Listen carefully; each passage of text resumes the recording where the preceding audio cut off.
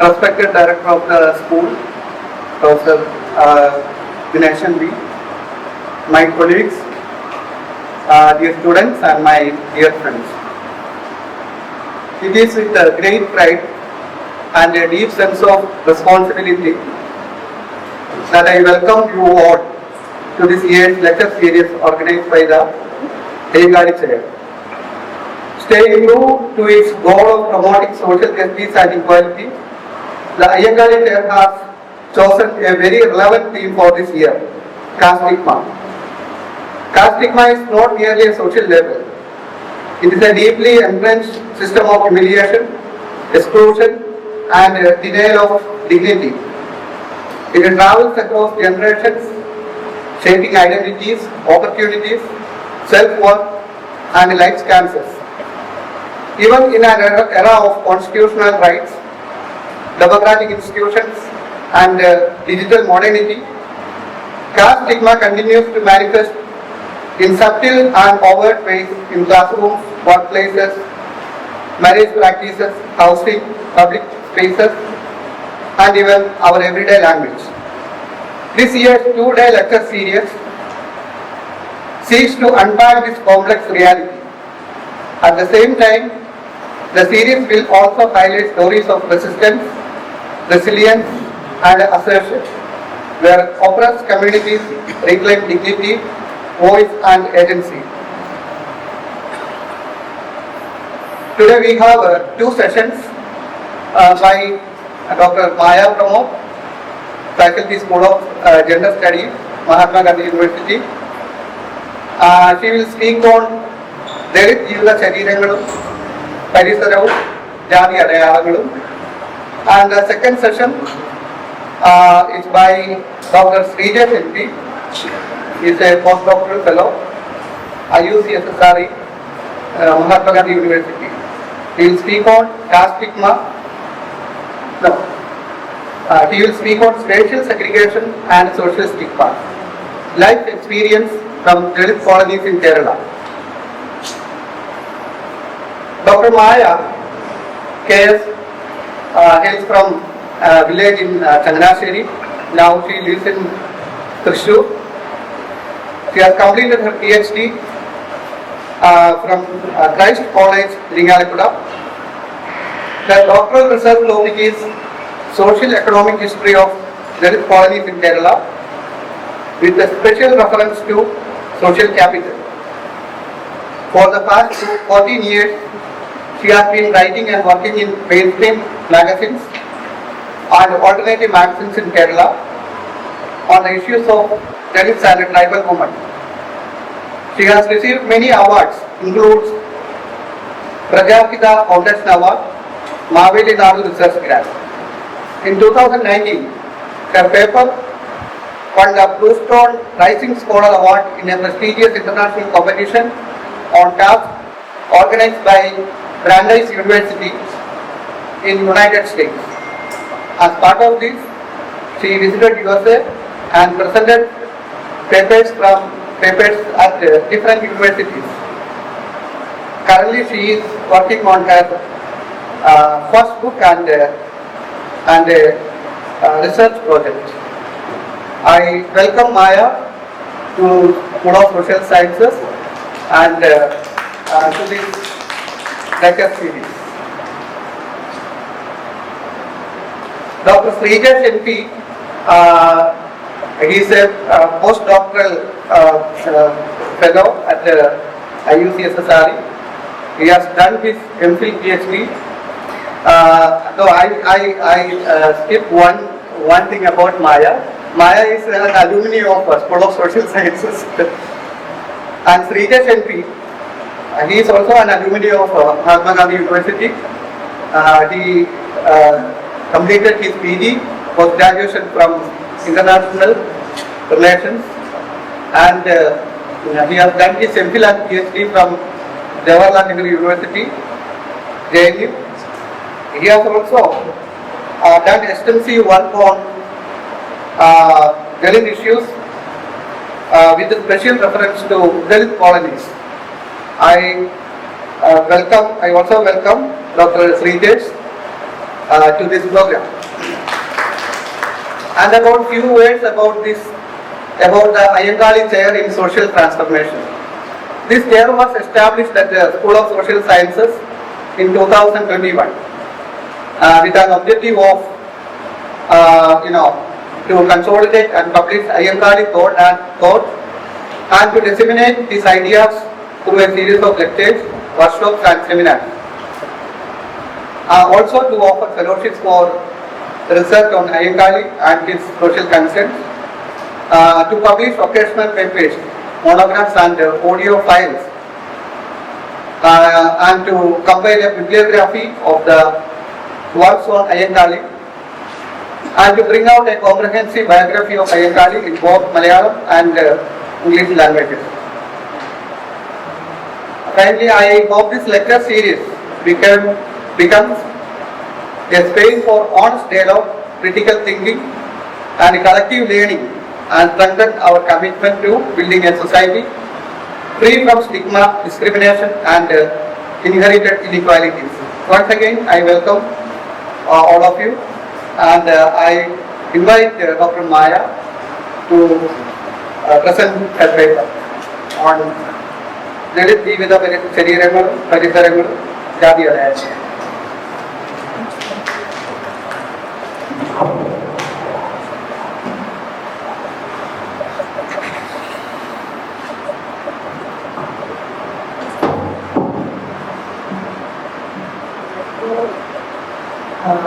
എല്ലാവർക്കും നമസ്കാരം. ഒരുപാട് സന്തോഷമുണ്ട്. 12 ഇയേഴ്സിന് ശേഷമാണ് ഞാൻ എൻ്റെ ഡിപ്പാർട്ട്മെൻറ്റ് നടത്തിയിട്ട് ഇതുപോലൊരു ഒരു ടോപ്പുമായിട്ട് തിരിച്ചു വരുന്നത്. So happy. First of all എന്നെ ഇൻവൈറ്റ് ചെയ്ത ഡോക്ടർ ലക്ഷാറിനുള്ള എൻ്റെ ഒരു നന്ദി ഞാൻ അറിയിക്കുകയാണ്. ഗരിഷ്മാഷ എനിക്ക് നേരത്തെ ഞാൻ പരിചയപ്പെട്ടിരുന്നു. സോ ഇവിടെ ഡെൽഹിയിലുള്ളപ്പോൾ തന്നെയാണ് ഞാൻ ഇവിടേക്ക് എൻ്റർ ചെയ്തെന്നുള്ളത് എന്നെ ഒരുപാട് സന്തോഷത്തിലാക്കുന്നുണ്ട്. ഞാൻ ഇത്തരത്തിലൊരു റിസർച്ച് സ്റ്റാർട്ട് ചെയ്തിട്ട് ഏകദേശം ഒരു 14 ഇയേഴ്സായി. പ്രത്യേകിച്ചും Dalit colony, lived experience, Dalit women, disability, ഇതിലാണ് ഞാൻ ഫോക്കസ് ചെയ്യുന്ന എൻ്റെ ഒരു ഏരിയ എന്ന് പറയുന്നത്. ഇക്കണോഗ്രഫിയാണ് എൻ്റെ ഒരു ഏരിയ എന്ന് പറയുന്നത്. അപ്പം പലപ്പോഴും നമ്മൾ ഈ ഇക്കണോഗ്രഫി സ്റ്റഡികൾ സ്റ്റാർട്ട് ചെയ്യുന്ന സമയത്ത് എനിക്ക് തോന്നുന്നു ഞാൻ പങ്കെടുത്തിട്ടുള്ള പല കോൺഫറൻസുകളിലൊക്കെ തന്നെയും എക്കണോമെട്രോളജി അല്ലെങ്കിൽ എക്കണോഗ്രഫി സ്റ്റാർട്ട് ചെയ്യുന്ന സ്റ്റഡീസിനെ എപ്പോഴും ഒരു ക്വസ്റ്റ്യനിങ് ആയിട്ടാണ് പലപ്പോഴും അക്കാഡമിയിൽ ഒരു വിഭാഗം നിലനിർത്തുന്നത്. അതായത് സബ്സ്റ്റാൻഷിയേറ്റ് ചെയ്യാനായിട്ടുള്ള എവിഡൻസ് ഇല്ല എന്നുള്ളതാണ് എല്ലാവരും ക്വസ്റ്റ്യൻ ചെയ്യുന്ന ഒരു കാര്യം എന്ന് പറയുന്നത്. അപ്പം അത്തരത്തിൽ നോക്കുകയാണെങ്കിൽ പ്രത്യേകിച്ച് ദലിത് ജീവിത പരിസരങ്ങൾ, ഗെറ്റോയിസേഷൻ പ്രോസസ്സ്, കോളനി, ഇത്തരത്തിലെല്ലാം ഇപ്പോഴും ക്വസ്റ്റ്യൻ ചെയ്ത് നിൽക്കുന്ന ഒരു സബ്ജക്റ്റ് ആണെന്നാണ് ഞാൻ മനസ്സിലാക്കുന്നത്. അപ്പൊ അത്തരത്തിൽ അതിനെ എങ്ങനെയാണ് ഒരു തിയററ്റിക്കൽ ബേസിൽ അല്ലെങ്കിൽ എങ്ങനെയാണ് ഇതിനെ കണക്ട് ചെയ്യാൻ നോക്കുന്നത് എന്നുള്ളതാണ്. ഇതിൻ്റെ ഒരു ഫസ്റ്റ് പേപ്പറാണ് ഞാനിത് പബ്ലിഷ് ചെയ്യാൻ ട്രൈ ചെയ്തൊരു പേപ്പറാണ്. ഇതിൻ്റെ ഒരു പേപ്പറിൻ്റെ ഒരു മലയാളം വേർഷൻ എന്നുള്ളത് ദലിത് ജീവിത ശൈലികൾ, പരിസരം, ജാതി അടയാളം, അത്തരത്തിലാണ്. അതായത് ദലിത് ലൈഫ് ബോഡീസ് എങ്ങനെയാണ് ഞാൻ മനസ്സിലാക്കുന്നത്. ദലിത് ബോഡീസ്, ഞാൻ ബിലോങ്ങിങ് ചെയ്യുന്ന ഒരു കമ്മ്യൂണിറ്റി എന്ന് പറയുന്നത് ദലിതാണ്. ഡിസബിലിറ്റി ദലിത് എന്നുള്ള രീതിക്ക് എനിക്ക് മനസ്സിലായൊരു കാര്യം, ദലിത് ബോഡീസ് എല്ലായ്പ്പോഴും കേവലം ഒരു ഡിഫനിഷൻ എന്നുള്ള രീതി എന്നതിനെക്കാട്ടുപരി ഒരു ജൈവ വസ്തുവായിട്ട് മാത്രം കാണുന്നില്ല എന്നാണ് ഞാൻ മനസ്സിലാക്കുന്നത്. അതായത് ഞാനാണെങ്കിലും നിങ്ങളുടെ മുന്നിൽ നിൽക്കുമ്പോൾ അതൊരു ചരിത്രം, അനുഭവം, വേദന, പ്രതിരോധം, റെസിസ്റ്റൻസ്, തൊഴില്, നമ്മുടെ ആഗ്രഹങ്ങൾ, നിരോധനങ്ങൾ, ഇവയെല്ലാം വഹിക്കുന്ന ഒരു സോഷ്യോ പൊളിറ്റിക്കൽ ബോഡിയാണ് ദലിത് ബോഡി എന്ന് പറയുന്നത്. അതിന് മെൻ ഓർ വിമൻ, അതൊരു ദലിത് ബോഡി എന്ന് പറയുന്നത് ഇത്തരത്തിലാണ് നിലനിൽക്കുന്നതെന്ന് പറയുന്നത്. സംടൈം വി ആർ എന്താ പറയുക, നമ്മൾ ഫൈറ്റ് ചെയ്തുകൊണ്ടിരിക്കുകയാണ്, ബോഡീസുകൊണ്ട് തന്നെ ഫൈറ്റ് ചെയ്തുകൊണ്ടിരിക്കുകയാണ്. അപ്പം ഒരു എക്സാമ്പിൾ പറയുകയാണെന്നുണ്ടെങ്കിൽ, ഞാൻ എവറിഡേ നേരിടുന്ന ഒരു ക്വസ്റ്റ്യനാണ് ട്രെയിൻ വരുന്ന സമയത്ത്, ഡേ ടു ഡേ ഞാൻ ട്രാവൽ ചെയ്യുന്ന സമയത്ത് എവറിഡേ ഞാൻ നേരിടുന്ന ഒരു ക്വസ്റ്റ്യനാണ്. എനിക്ക് ഡിസബിലിറ്റിയുടെ ഒരു കാർഡുണ്ട്, റെയിൽവേ നമ്മുടെ കൺസെഷൻ ചെയ്യുന്ന ഒരു കാർഡുണ്ട്. സോ ഞാൻ ആ കമ്പാർട്ട്മെന്റിനകത്തേക്ക് കയറുന്ന സമയത്ത് അതിലിരിക്കുന്ന ആൾക്കാർ ഡിസബിലിറ്റി ഉള്ളവരായിരിക്കില്ല. പക്ഷെ അവരെല്ലാം ഇപ്പോഴും എന്നോട് ചോദിക്കും, എന്തുകൊണ്ടാണ് ഞാൻ ഈ കമ്പാർട്ട്മെന്റിൽ കയറുന്നത്? സി, എൻ്റെ കയ്യിൽ അതിൻ്റെ ഒരു ഗവൺമെന്റ് തരുന്ന ഒരു ഇൻസ്റ്റിറ്റ്യൂഷണൽ പ്രൂഫ് ഉണ്ട്. പക്ഷെ ഞാൻ നേരിടുന്ന ഒരു പ്രശ്നം എന്ന് പറയുന്നത് അത്തരത്തിലാണ്. ഇനിയിപ്പം നമ്മളൊരു പബ്ലിക് സ്പേസിനകത്തേക്ക് വരികയാണ്. ആസ് എ ദലിത് വിമൻ എന്നുള്ള രീതിക്ക് ഞാനൊരു പബ്ലിക് സ്പേസിനകത്തേക്ക് ഒരു എംപഡിമെന്റ് ആയിട്ട് ഞാനൊരു ലീവ്ഡ് എക്സ്പീരിയൻസിനകത്തേക്ക് വരികയാണ്. അപ്പൊ എപ്പോഴും നമ്മൾ കേൾക്കുന്ന ഒരു പ്രശ്നം എന്ന് പറയുന്നത്, എത്തരത്തിലാണ് നിങ്ങൾ നിങ്ങളുടെ കാസ്റ്റിനെ റെസിസ്റ്റ് ചെയ്യുന്നത് എന്നുള്ളതായിരിക്കും. ഞാൻ റെസിസ്റ്റ് ചെയ്യുന്നത് എൻ്റെ എഡ്യൂക്കേഷണൽ വേക്കാണ്. ഞാൻ നേടിയെടുക്കുന്ന നോളജ് ബേസിനകത്ത് നിന്നുകൊണ്ടാണ് ഞാൻ എൻ്റെ കാസ്റ്റിനെ റെസിസ്റ്റ് ചെയ്തുകൊണ്ടിരിക്കുന്നത്. ഇത്തരത്തിൽ ദളിത് ബോഡി എന്ന് പറയുന്നത് ഞാൻ ഈ പറയുന്ന ഹിസ്റ്ററി ഉണ്ട്, നമ്മളുടെ ലീവ്ഡ് എക്സ്പീരിയൻസസ് ഉണ്ട്, അതിന്റെ ഒരു പെയിൻഫുൾ ആയിട്ടുള്ള ഒരു ബാക്ക് ഹിസ്റ്ററി ഉണ്ടാവാം. ഇവൻ ഞാനൊരു ഫസ്റ്റ് ജനറേഷൻ സ്കോളറാണ്. അപ്പൊ അത്തരത്തിലെല്ലാം തന്നെ ഇതിനെ കാണാൻ പറ്റുമെന്നുള്ളതാണ്. അപ്പൊ എംപ്ലോയ്മെന്റ് എന്നുള്ള രീതിക്ക് എടുക്കുകയാണെന്നുണ്ടെങ്കിൽ ഹോംറ്റിന്റെ തിയറി എടുക്കാം, സിസേഴ്സിന്റെ എടുക്കാം, എങ്ങനെയാണ് ശരീരത്തിനെ പതിഞ്ഞിരിക്കുന്നത്, ചരിത്രം വഹിക്കുന്നു എന്നുള്ളത്. ഇപ്പൊ PRDSന്റെ ഒക്കെ എക്സാമ്പിൾ എടുക്കുകയാണെന്നുണ്ടെങ്കിൽ ഒരിക്കലും അപ്പച്ചനൊക്കെ ചരിത്രത്തെ പറഞ്ഞുകൊണ്ടിരുന്നത് ശരീരവുമായി ബന്ധപ്പെടുത്തിക്കൊണ്ടായിരുന്നു. കാര്യം നമ്മൾ ശ്രദ്ധിച്ചു കഴിഞ്ഞാൽ മനസ്സിലാവും, എല്ലാവർക്കും തന്നെ റിനൈസൻസ് പീരിയഡില് നമ്മളുടെ ഓരോ മൂവ്മെന്റുകളെ ഫോക്കസ് ചെയ്യുന്നുണ്ടെങ്കിൽ ഒരിക്കലും അപ്പച്ചൻ ആദ്യമായി പറഞ്ഞുകൊണ്ടിരുന്ന പ്രധാനപ്പെട്ട കാര്യം എന്ന് പറയുന്നത് ബോഡി എങ്ങനെ നിങ്ങൾ റെസിസ്റ്റ് ചെയ്യാൻ ഉപയോഗിക്കാം, ബോഡിക്കകത്തോട് നിങ്ങൾ എങ്ങനെ വസ്ത്രധാരണത്തിലൂടെ റെസിസ്റ്റ് ചെയ്യാൻ ഉപയോഗിക്കാം എന്നുള്ളതാണ്. അതേ വേദനയാണ് മഹാത്മാ അയ്യങ്കാളി എടുക്കുന്നത്. തലപ്പാവും മുണ്ടും ഒക്കെ ധരിച്ചുകൊണ്ട് മുളക്കാട്ട് നടത്തുന്ന ഒരു വേ എടുത്തിരിക്കുന്നതെന്നുള്ളത്. അപ്പൊ അത്തരത്തിൽ ഞാൻ ശരീരത്തിനെ എടുക്കുന്നത് as A women, as A Dalit women, ഒരു ലീവ്ഡ് എക്സ്പീരിയൻസിനകത്തൂടെയാണ്. അത്തരത്തിൽ ഒരു പാസീവ് ബയോളജി, അതായത് ഒരു ബയോളജിക്കൽ എൻറ്റിറ്റി അല്ല എന്നുള്ള രീതിക്ക് എങ്ങനെയാണ് ബോഡി റെസിസ്റ്റ് ചെയ്യുന്നത്, അത്തരത്തിലാണ് ഞാൻ ബോഡിയിൽ ഒരു റെസിസ്റ്റിംഗ് പവർ, അതായത് ഒരു സ്റ്റിഗ്മ, ജാതി അടയാളങ്ങൾക്കെതിരെയുള്ള ഒരു സ്റ്റിഗ്മയായിട്ട് ഞാൻ ഇതിനെ എടുക്കുന്നത് എന്നുള്ളതാണ്. പിന്നെ ഇതിനകത്തേക്ക് നമ്മൾ നോക്കുകയാണെങ്കിൽ ഇപ്പം ബയോ പൊളിറ്റിക്സ് എന്നുള്ള രീതിക്ക് എടുക്കാം. അപ്പൊ ഫുട്ബോളൊക്കെ പറയുന്നത് പോലെ ബയോ പൊളിറ്റിക്സ് എന്നുള്ള രീതിക്ക് എടുത്തു കഴിഞ്ഞാൽ സമൂഹം ശരീരങ്ങളെ നിയന്ത്രിക്കുന്ന രീതികളുണ്ട്. അതായത് കാസ്റ്റ് ഡിസിപ്ലിൻ എന്നുള്ള രീതിക്ക് ദളിത് ശരീരത്തിന്റെ ചലനം, അതായത് ആ ചലനം പലതരത്തിലാണ്. മാനുവൽ സ്കാവഞ്ചിങ്, തൊഴില്, ദൃശ്യത, നമ്മളുടെ അതായത് നമ്മൾ ഒരു പൊതു സൊസൈറ്റിയിൽ നമുക്ക് കിട്ടുന്ന ഒരു ദൃശ്യതയുണ്ട്. ആ ദൃശ്യത അതൊരു ബയോപൊളിറ്റിക്കൽ റെഗുലേഷൻ എന്നുള്ള രീതിയിലാണ് ഞാൻ അതിനെ കാണുന്നത്. അപ്പൊ അത്തരത്തിലും ഇതിനെ എടുക്കാം. അത് മാനുവൽ ലേബർ ആവാം, ഡിസൈൻ ബോഡി ഓഫ് പ്രൊഡക്ഷൻ ആവാം, ഇത്തരത്തിലാവാം. ഇപ്പൊ നമ്മള് ഒരു ഫ്യൂ ഇയേഴ്സ് ബാക്ക് നമ്മൾ കണ്ടിരുന്നു ഒരു പിങ്ക് പോലീസ് കണക്ട് ചെയ്യുന്ന ഒരു ഇൻസിഡന്റ് നമ്മൾ കേരളത്തിൽ കണ്ടിരുന്നു. അതായത് ഒരു കുട്ടി അച്ഛനും ഒരു പ്രോഗ്രാം കാണാനായിട്ട് തിരുവനന്തപുരത്തേക്ക് വരുന്നു.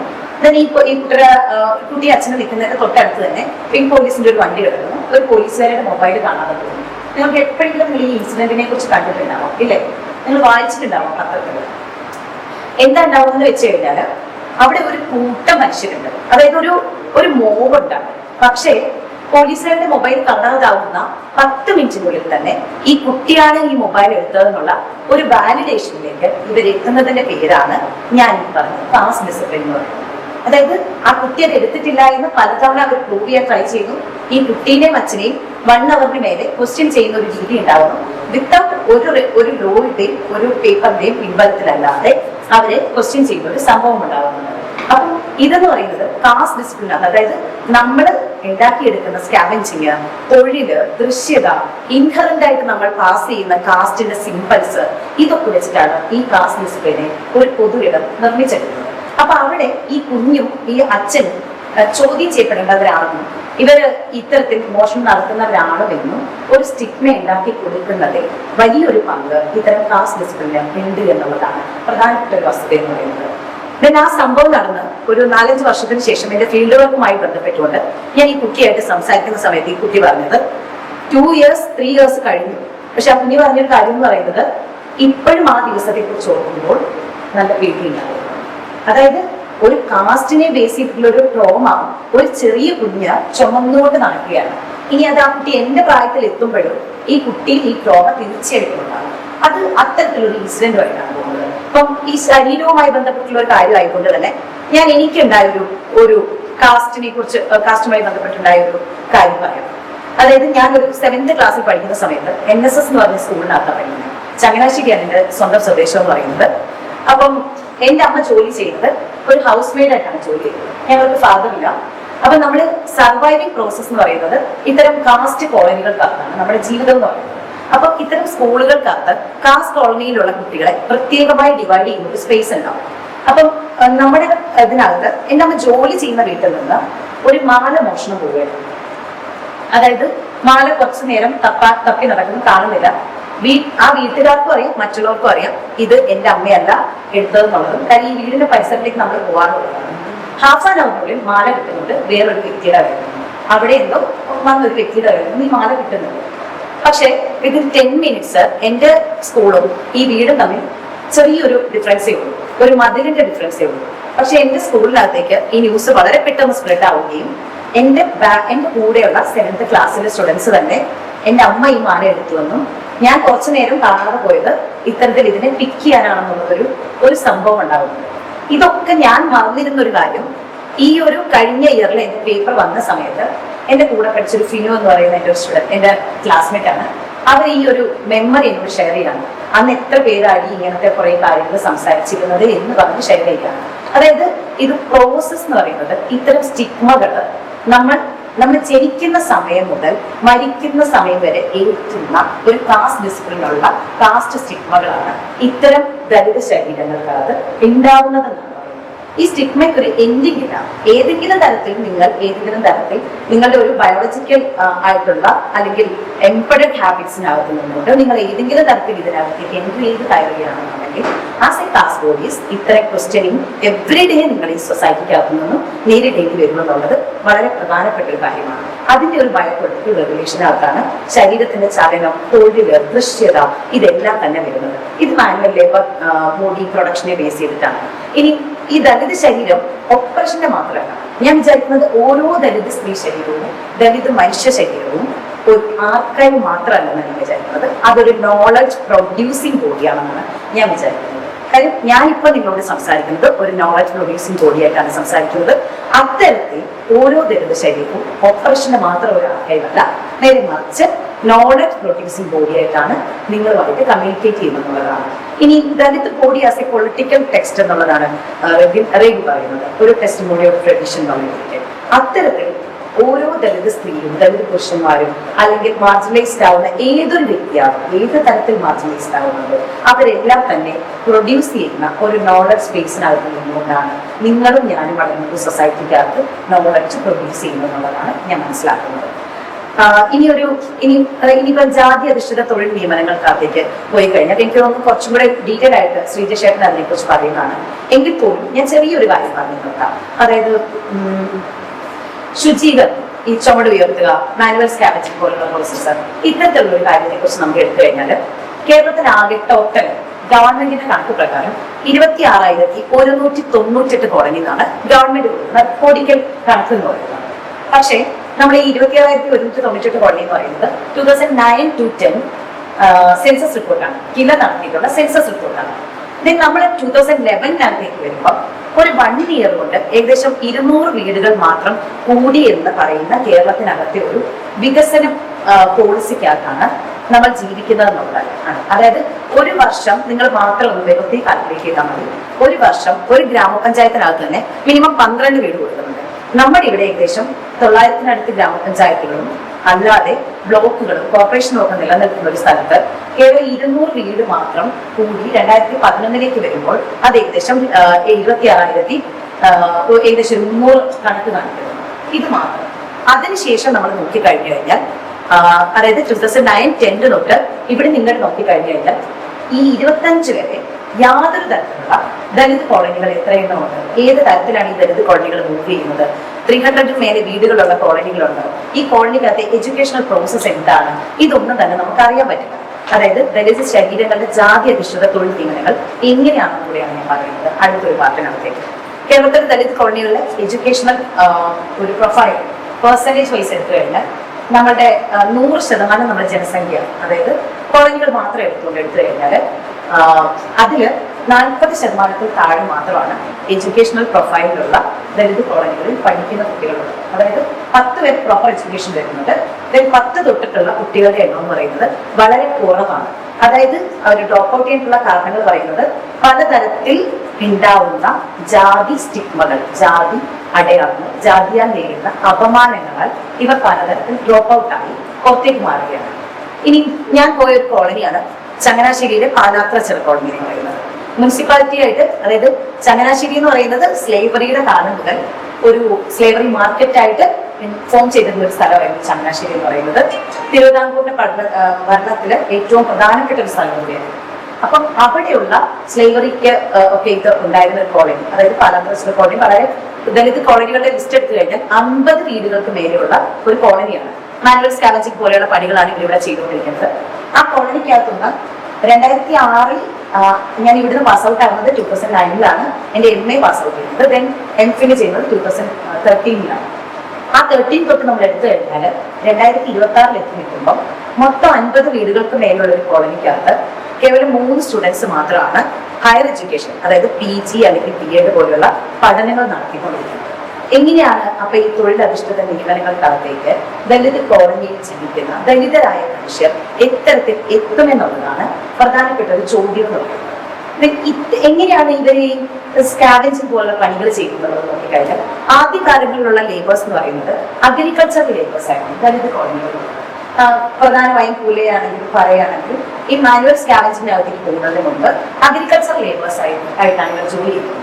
പിന്നീട് ഇവര് ഒരു ഘട്ടം എത്തുമ്പോഴത്തേക്കും ചങ്ങനാശ്ശേരി മുനിസിപ്പാലിറ്റി മാത്രം എടുത്തു കഴിഞ്ഞാൽ ചങ്ങനാശ്ശേരി മുനിസിപ്പാലിറ്റിക്കകത്തുള്ള പല കോളനികളിലെ മനുഷ്യർ മാനുവൽ സ്കാവഞ്ചിങ്ങിനകത്തേക്ക് ഒരു ട്രാൻസ്ഫോർമേഷൻ കാണണം. അതൊരു പ്രധാനപ്പെട്ട ഒരു ട്രാൻസ്ഫോർമേഷനാണ്.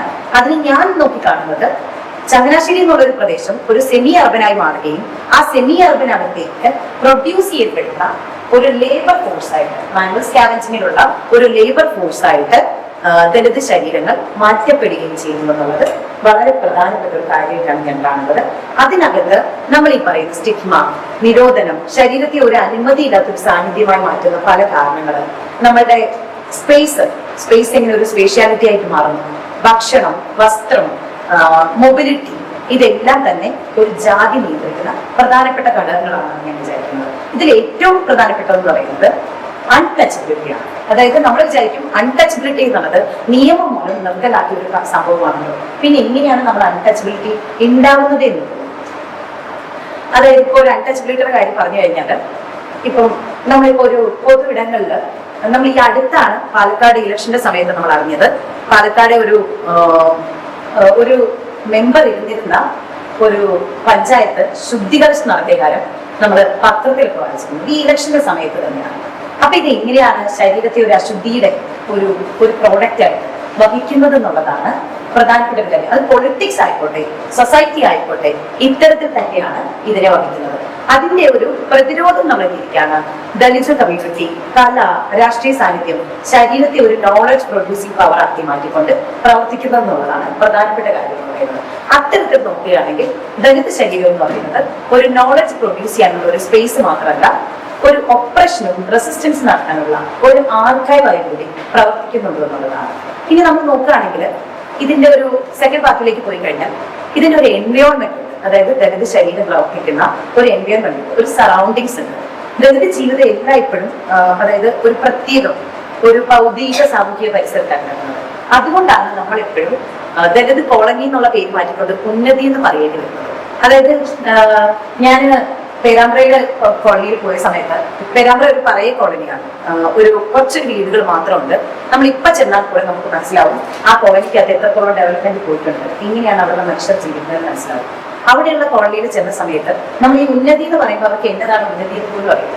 അതായത് ഇപ്പൊ ഞാൻ അല്ലെങ്കിൽ വേറൊരാൾ പറയുകയാണ് എന്റെ കോളനിയുടെ പേര് ഇന്ന ഉന്നതി എന്നാണെന്ന് പറഞ്ഞാൽ നീ ഏത് ഉന്നതിയിൽ നിന്ന് വന്ന് ചോദിക്കുന്നു എന്ന് പറയുന്ന ഒരു സൊസൈറ്റിക്കകത്ത് കാസ്റ്റ് സിഗ്മയിൽ ജീവിക്കുന്ന ഒരു ദളിത് കമ്മ്യൂണിറ്റിയാണ് നിലനിൽക്കുന്നതെന്ന് പറയുന്നത്. അപ്പൊ അവിടെ എൻവയോൺമെന്റിനകത്ത് ഒരു സ്പേഷ്യൽ കാസ്റ്റ് ഓർഡർ വർക്ക് ചെയ്യുന്നുണ്ട്, അതിനകത്ത് തന്നെ ഒരു ക്രിട്ടിക്കൽ ജോഗ്രഫി വർക്ക് ചെയ്യുന്നുണ്ട്, ഒരു സ്പേഷ്യൽ സെഗ്രിഗേഷൻ വർക്ക് ചെയ്യുന്നുണ്ട്.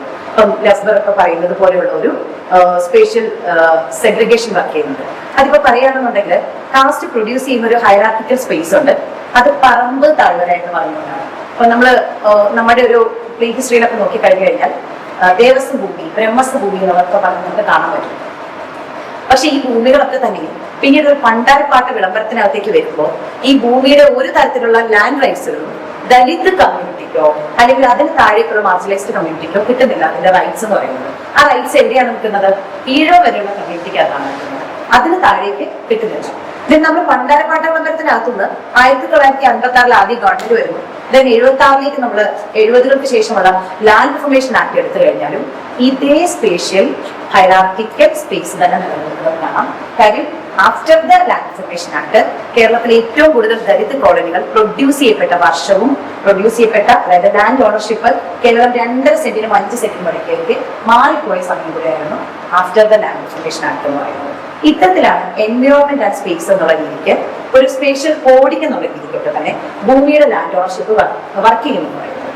ഇനി എങ്ങനെയാണ് ദലിത് കമ്മ്യൂണിറ്റിയെ സംബന്ധിച്ച് അല്ലെങ്കിൽ ദലിത് ശരീരങ്ങളെ സംബന്ധിച്ച് ലാൻഡിന്റെ റിസോഴ്സ് അല്ലെങ്കിൽ ലാൻഡിനെ ഒരു റിസോഴ്സ് ആയിട്ട് കണ്ടാൽ, ഒരു പവർഫുൾ ആയിട്ടുള്ള ഒരു റിസോഴ്സ് ആയിട്ട് കണ്ടാൽ, പവർഫുൾ ആയിട്ടുള്ള ഒരു പൊളിറ്റിക്കൽ അസറ്റ് ആയിട്ട് കണ്ടാൽ എങ്ങനെയാണ് ഇത് ഒരു റിസോഴ്സ് ആയിട്ട് വർക്ക് ചെയ്യുക? നമുക്ക് വേണമെങ്കിൽ പിയർപൂർത്തിയൊക്കെ പറയുന്നത് പോലെ ലാൻഡിനെ 3 ഒരു ക്യാപിറ്റലായിട്ട് ഡിവൈഡ് ചെയ്ത് കഴിഞ്ഞിട്ട് അതിൽ ഏറ്റവും ഇമ്പോർട്ടന്റ് ആയിട്ടുള്ള ഒരു കാര്യം ലാൻഡ് ആയിരിക്കും. കാര്യം ലാൻഡ് ഉണ്ടെങ്കിൽ മാത്രമേ നമുക്ക് ഓണർഷിപ്പ് ഉണ്ടാവുകയുള്ളൂ. ലാൻഡ് ഉണ്ടെങ്കിൽ മാത്രമേ നമുക്ക് എന്തിനേയും ബൈ ചെയ്യാൻ സാധിക്കുകയുള്ളൂ. ലാൻഡുമായിട്ട് ബന്ധപ്പെട്ടുകൊണ്ട് കേരളത്തിലെ ഏതെങ്കിലും ദലിത് കോളനികളിൽ 5 സെന്റിന് താഴെ കിടക്കുന്ന ഒരു ലാൻഡ് ഓണർഷിപ്പ് ഉള്ള ഒരു വ്യക്തിക്ക് ഒരു ലോൺ പ്രൊവൈഡ് ചെയ്യണമെങ്കിൽ 5 ലക്ഷം രൂപ ലോൺ പ്രൊവൈഡ് ചെയ്യണമെങ്കിൽ ബാങ്ക് ആദ്യം ആവശ്യപ്പെടുന്ന കാര്യം അവർക്ക് ഒരു സർക്കാർ എംപ്ലോയിയുടെ ഒരു ജാമ്യ വ്യവസ്ഥയായിരിക്കും. ദലിത് കോളനിയിൽ ജീവിക്കുന്ന ഒരു വ്യക്തിക്ക് ഇത് അവൈലബിൾ ആവുക എന്നുള്ളത് ഒട്ടും എളുപ്പമുള്ള കാര്യമില്ല. അപ്പൊ ലാൻഡ് ഓണർഷിപ്പ് എന്ന് പറയുന്നത് 2.5 സെന്റിനകത്ത് നിൽക്കുന്ന ഒരു വ്യക്തിക്ക് ഇത്തരത്തിൽ റിസോഴ്സിനകത്ത് പവർഫുൾ ആകുവാനോ റിസോഴ്സിന്റെ ഓണർഷിപ്പിനകത്തേക്ക് പോകുവാനോ യാതൊരു തരത്തിലും എളുപ്പമല്ല എന്നുള്ളത് വളരെ പ്രധാനപ്പെട്ട കാര്യമാണ്. ഇനി ഇതിനകത്ത് ഫിനമിനോളജി ഓഫ് സ്പേസ് വർക്ക് ചെയ്യുമ്പോൾ സാർ അഹമ്മദ് ഒക്കെ പറയുന്നത് പോലെ bodies are oriented in differently in space എന്നുള്ളതാണ്. അത് ദലിത് ബോഡി ആവാം, റെസ്ട്രിക്റ്റഡ് ആയിട്ടുള്ള ഓറിയന്റേഷൻ ആവാം. ഇനി ഇപ്പൊ ഒരു എക്സാമ്പിൾ പറയുകയാണെങ്കിൽ എവിടെ ഇരിക്കാം, നിൽക്കാം, കടക്കാം എന്നുള്ള രീതി. അതാണ് ഞാൻ മുമ്പ് പറഞ്ഞേ, ഒരു കാസ്റ്റ് സ്റ്റിഗ്മ. ഇപ്പം ഒരു മെമ്പർ അവിടെ 5 വർഷം ഇരുന്നുകൊണ്ട് അദ്ദേഹം ഒരു ദലിത് ആയതുകൊണ്ട് അത് അഗ്നിശുദ്ധി വരുത്തണമെന്നോ അല്ലെങ്കിൽ വെള്ളം കൊണ്ട് ശുദ്ധി വരുത്തണമെന്നോ കരുതുന്ന ഒരു സൊസൈറ്റിയുടെ സ്റ്റിഗ്മയ്ക്കകത്താണ് ദലിത് ശരീരങ്ങൾ ജീവിച്ചു പോകുന്നത് എന്നുള്ളതാണ്. അത്തരത്തിൽ ഒരു ഫെമിനോളജി ഓഫ് സ്പേസ് ഇവിടെ വർക്ക് ചെയ്യുന്നുണ്ട്. അത് എൻവയോൺമെന്റൽ ജസ്റ്റിസ് എന്നുള്ള രീതിക്ക് എടുക്കാം. അതായത് വേസ്റ്റ് ഡംപിങ് പോലെയുള്ള ജോലികൾ, നമ്മൾ മുമ്പേ പറഞ്ഞതുപോലെ പൊല്യൂട്ടഡ് വാട്ടർ, മാനുവൽ സ്കാവഞ്ചിങ്, ഈ മറ്റു കുഴികളിൽ ഇറങ്ങുന്ന പണികൾ ചെയ്യുന്നത്. എനിക്ക് തോന്നുന്നു 6 മാസത്തിന് മുമ്പാണ് കുമളിക്കടുത്ത്, നമ്മളിപ്പോ വർക്ക് ചെയ്യുന്ന ഒരു പേപ്പറാണ് ഈ സ്കാവഞ്ചിങ്ങിനെ കുറിച്ചിട്ട്. അപ്പൊ അതില് കുമളിക്കടുത്ത് ദലിത് മൈഗ്രേഷൻ ലേബേഴ്സ് ആണ്, തമിഴ്നാട്ടിൽ നിന്ന് വന്നവരാണ്. കുറെ കാലമായിട്ട് 2 തലമുറയ്ക്കടുത്തായിട്ട് കുമളിയിൽ ജീവിക്കുന്നവരാണ്. 3 പയ്യന്മാരാണ് മാൻഹോളിനകത്ത് ഇറങ്ങി മരിച്ചുപോയി. ഒരാള് രക്ഷിക്കാനായിട്ട് 2 പേര് ഇറങ്ങി കുടുങ്ങിയപ്പോൾ ഒരാൾ രക്ഷിക്കാൻ കൂടി ഇറങ്ങിയതാണ്. അപ്പൊ അവര് ഇത്തരത്തിലുള്ള ഒരു മാനുവൽ സ്കാവഞ്ചിങ് പോലെയുള്ള തൊഴിലുകൾ ചെയ്യേണ്ടി വരുന്നത് അവർ ഏറ്റുന്ന ജാതി അടയാളങ്ങളുടെ ശരീരം കൂടിക്കൊണ്ടാണ്. ഇത്തരത്തിലാണ് ഒരു എന്താ പറയാ സ്ലോ വയലൻസ്, അല്ലെങ്കിൽ അതൊരു ഇൻസ്റ്റിറ്റ്യൂഷണൽ സ്ലോ വയലൻസ് കൂടെയാണ് ഇത്തരത്തിൽ സ്കാവഞ്ചിങ് പോലെയുള്ള കാര്യങ്ങൾക്ക്. സ്കാവഞ്ചിങ് പോലെയുള്ള പ്രോസസ്സിന് പലതരത്തിലുള്ള ഡെവലപ്മെന്റൽ എന്താ പറയാ വർക്ക് ഫോഴ്സുകളും നിലനിൽക്കുന്ന ഒരു സ്റ്റേറ്റിനകത്താണ് ഇത്തരത്തിൽ 3 പയ്യന്മാർ മരിക്കപ്പെടേണ്ടി വരുന്നത്. അതായത് കാസ്റ്റ് സ്റ്റിഗ്മ പേരിൽ കൂടിയാണ് ഇത്തരത്തിൽ മരിക്കപ്പെടേണ്ടി വരുന്നത് എന്നുള്ളതാണ്. ഇനി ദലിത് പരിസരത്തിന്റെ ഒരു പ്രധാന ഘടകങ്ങൾ എന്ന് പറയുന്നത്, ഇപ്പം കോളനി ലൈൻസിന്റെ ഒരു ഇത് കാര്യമാക്കി കഴിഞ്ഞാൽ സ്പേഷ്യൽ സെഗ്രിഗേഷൻ ഞാൻ മുമ്പേ തന്നെ പറഞ്ഞു. വെള്ളം, റോഡ്, ശ്മശാനം, ക്ഷേത്രം എല്ലാം ജാതിയാൽ നിയന്ത്രിതമാണ്. എല്ലാം തന്നെ ഇപ്പം ഒരു സ്ഥലത്തേക്ക് ഒരു കോളനി ഫോം ചെയ്യുന്നതിന്റെ പ്രധാനപ്പെട്ട ഘടകങ്ങൾ എന്തൊക്കെയാണെന്ന് പറയാമോ? എനിക്കൊന്ന് മുൻപ് നിങ്ങൾക്ക് ഒരു സ്പേസുമായിട്ട് ബന്ധപ്പെട്ടിട്ടുള്ള ഒരു സെമിനാർ ഉണ്ടായിരുന്നു അല്ലെ ഇവിടെ? അറിയോ ആർക്കെങ്കിലും? ഒരു കോളനി ഫോം ചെയ്യുന്നതിന്റെ, ഒരു സ്റ്റേറ്റിനകത്ത് ഒരു കോളനി ഫോം ചെയ്യുന്നതിന്റെ പ്രധാനപ്പെട്ട ഘടകങ്ങൾ എന്തൊക്കെയാണെന്നറിയോ? 5 വീടുകൾ, 5 ദലിത് വീടുകൾ ഒരുമിച്ച് വന്നു കഴിഞ്ഞാൽ അതൊരു കോളനി ആയിട്ട് നമുക്ക് ഫോം ചെയ്യാനുള്ള ഗവൺമെന്റ് റെഗുലേഷൻസ് ഉണ്ട്. അതായത് കോളനിക്ക് മാത്രമായിട്ട് ഒരു കൃത്യമായ റെഗുലേഷൻസ് ഇല്ല. നമ്മൾ ഫോളോ ചെയ്യുന്നത് ചേരി നിർമ്മാർജ്ജനവുമായി ചേരിയായിട്ടുള്ള ബന്ധപ്പെട്ടുള്ള ഒരു നിയമമാണ്, സെൻട്രൽ ഗവൺമെന്റ് ഒരു നിയമമാണ് നമ്മൾ ഫോളോ ചെയ്യുന്നത്. അതുമായി ബന്ധപ്പെട്ടുകൊണ്ടാണ് 5ൽ കൂടുതൽ ഒരു സ്പേസിനകത്ത് ദലിത് വീടുകൾ ഒരുമിച്ച് വന്നാൽ അതൊരു കോളനിയായിട്ട് അവർ പ്രഖ്യാപിക്കും. ആദ്യകാലങ്ങളിൽ കോളനി അറിയപ്പെട്ടിരുന്നത് സങ്കേതം എന്നുള്ള പേരുകളിലാണ്. ചങ്ങനാശ്ശേരിയിലൊക്കെയുള്ള സങ്കേതങ്ങള്, ഈ കോട്ടമുറി, കുന്നംപുറം സ്ഥലങ്ങളില് സങ്കേതങ്ങൾ എന്നുള്ള പേര് കേൾക്കുമ്പോഴത്തേക്ക് പൊതുവെ ആൾക്കാർ ഏർപ്പെടുന്ന ഒരു കാര്യം എന്ന് പറയുന്നത് പൊതുസ്ഥലങ്ങളിലെ ഒരു ദൃശ്യതയാണ് പറയുന്നത്. സങ്കേതം എന്ന് പറയുമ്പോൾ പറയും എല്ലാ തരത്തിലുള്ള ക്രിമിനലൈസിങ് പ്രോസസ്സ് നടക്കുന്നത് ഇത്തരം സങ്കേതങ്ങളിലാണ് എന്ന് പറഞ്ഞുകൊണ്ടുള്ള ഒരു പൊതു സ്റ്റിഗ്മ നിലനിൽക്കുന്നു.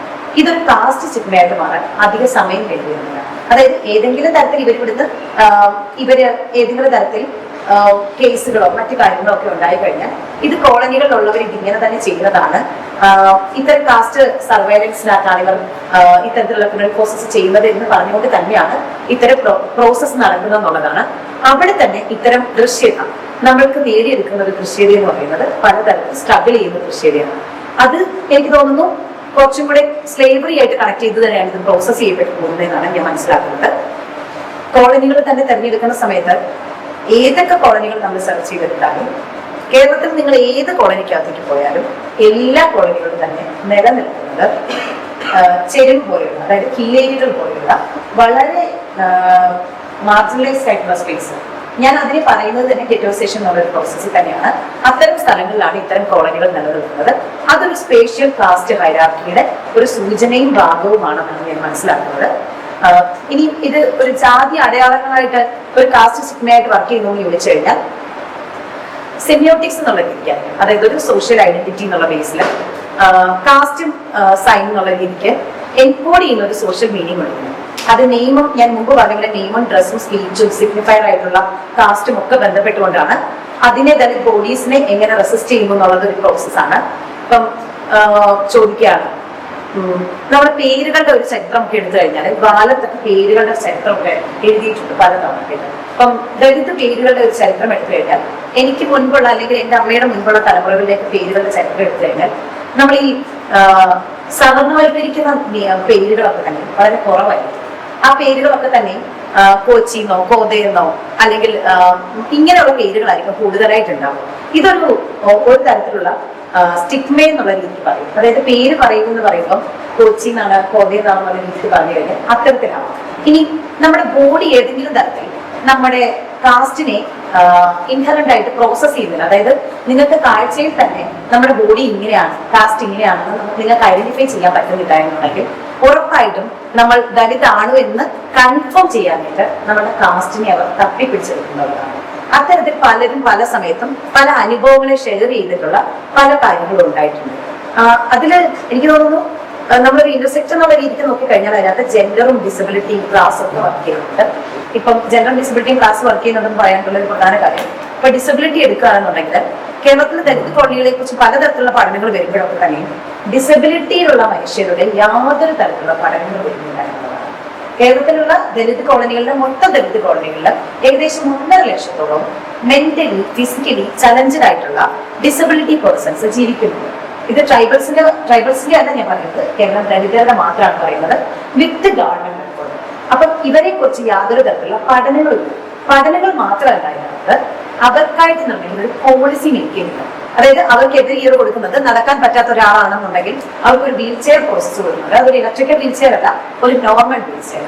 പിന്നെ ഇവർ താമസിക്കുന്ന ഇടം എന്ന് പറയുന്നത് ഏറ്റവും റൂറൽ ഏരിയയിലും റോഡുകൾ പ്രോപ്പർ അല്ലാത്ത സ്ഥലങ്ങളിലും ആവുന്നതുകൊണ്ട് തന്നെ ഇത്തരം വീൽ ചെയർ ഉപയോഗിക്കുക എന്നുള്ളത് തന്നെ അവർക്ക് അത്ര എളുപ്പമുള്ള കാര്യമല്ല.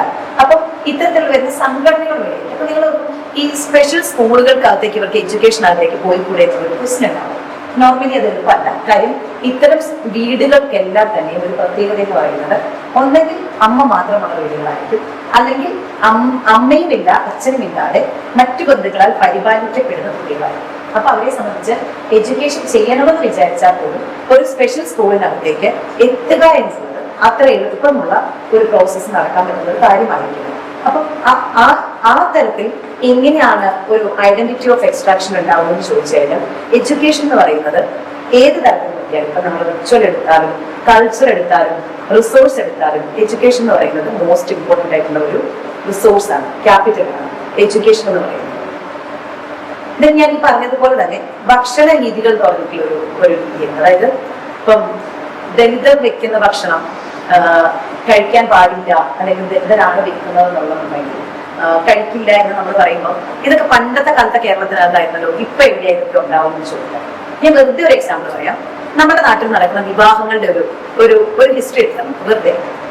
അതായത് ഒരു 90കളുടെ ശേഷം ഉണ്ടാകുന്ന ഒരു വിവാഹത്തിനകത്ത് സാധാരണ വിവാഹങ്ങൾക്കകത്തൊക്കെ ഓരോ വിവാഹത്തിനകത്തും ദളിത് വീടുകളിൽ നടക്കുന്ന വിവാഹങ്ങൾക്കകത്ത് അതാത് വീടുകൾക്കകത്ത് ബീഫുകളാണ് പാകം ചെയ്യുന്നത്.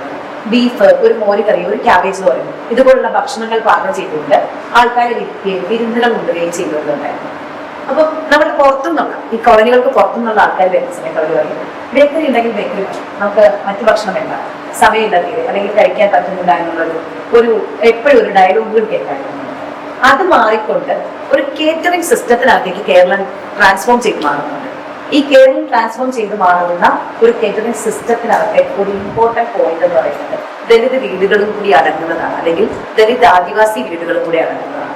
ഇത് ഞാൻ പറയാനുള്ള ഒരു പ്രധാനപ്പെട്ട കാര്യം, പല സ്ഥലങ്ങളിലും ഫീൽഡ് വർക്ക് ചെയ്യുന്ന സമയത്ത് പലരും ഞാൻ ഇങ്ങനെ ഭക്ഷണവുമായിട്ടുള്ള രീതികളുമായിട്ട് ബന്ധപ്പെട്ട ചോദ്യങ്ങൾ ചോദിക്കുന്ന സമയത്ത് കോളനികളിലുള്ള മനുഷ്യർ തന്നെ പറയും ഞങ്ങളുടെ വിവാഹങ്ങൾക്കൊക്കെ മറ്റു കമ്മ്യൂണിറ്റികളൊക്കെ വന്നു തുടങ്ങിയത്, തൊട്ടടുത്ത ലിബർ കമ്മ്യൂണിറ്റികളാണ്, അവരൊക്കെ വന്നു തുടങ്ങിയത് കേറ്ററിംഗ് പോലുള്ള ആൾക്കാരെ ഭക്ഷണം ഏൽപ്പിക്കുന്ന സമയത്താണ്. അല്ലെങ്കിൽ അവർ വന്ന് തലേ ദിവസം ഇത് തന്ന് ഒരു കവർ തന്നിട്ട് അവർ പോകുന്ന ഒരു കാര്യമാണ് ഉണ്ടായിരുന്നത്.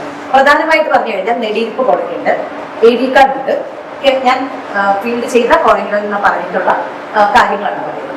അപ്പം ഇത്തരത്തിലും കൂടെ ഇത് ഉണ്ട് എന്നുള്ളതാണ്. അതായത് നമ്മൾ പറഞ്ഞിട്ടുള്ള മുമ്പ് നമ്മൾ പറഞ്ഞ വസ്ത്രധാരണമാണെങ്കിലും പേരുകളാണെങ്കിലും ഇപ്പം ഭാഷ, ഉച്ചാരണം, ഇതൊക്കെ തന്നെ അതായത് ദലിതരുടെ രീതി അനുസരിച്ചിട്ടുള്ള ഒരു ലാംഗ്വേജ് ഓഫ് ടോക്കിംഗ് അത് കൃത്യമായി ചില കോട്ടയത്തൊക്കെ ആണെങ്കിൽ കൃത്യമായിട്ട് അറിയാൻ പറ്റുമോ, ഭാഷയുടെ ഒരു വ്യത്യാസം അറിയാൻ പറ്റും.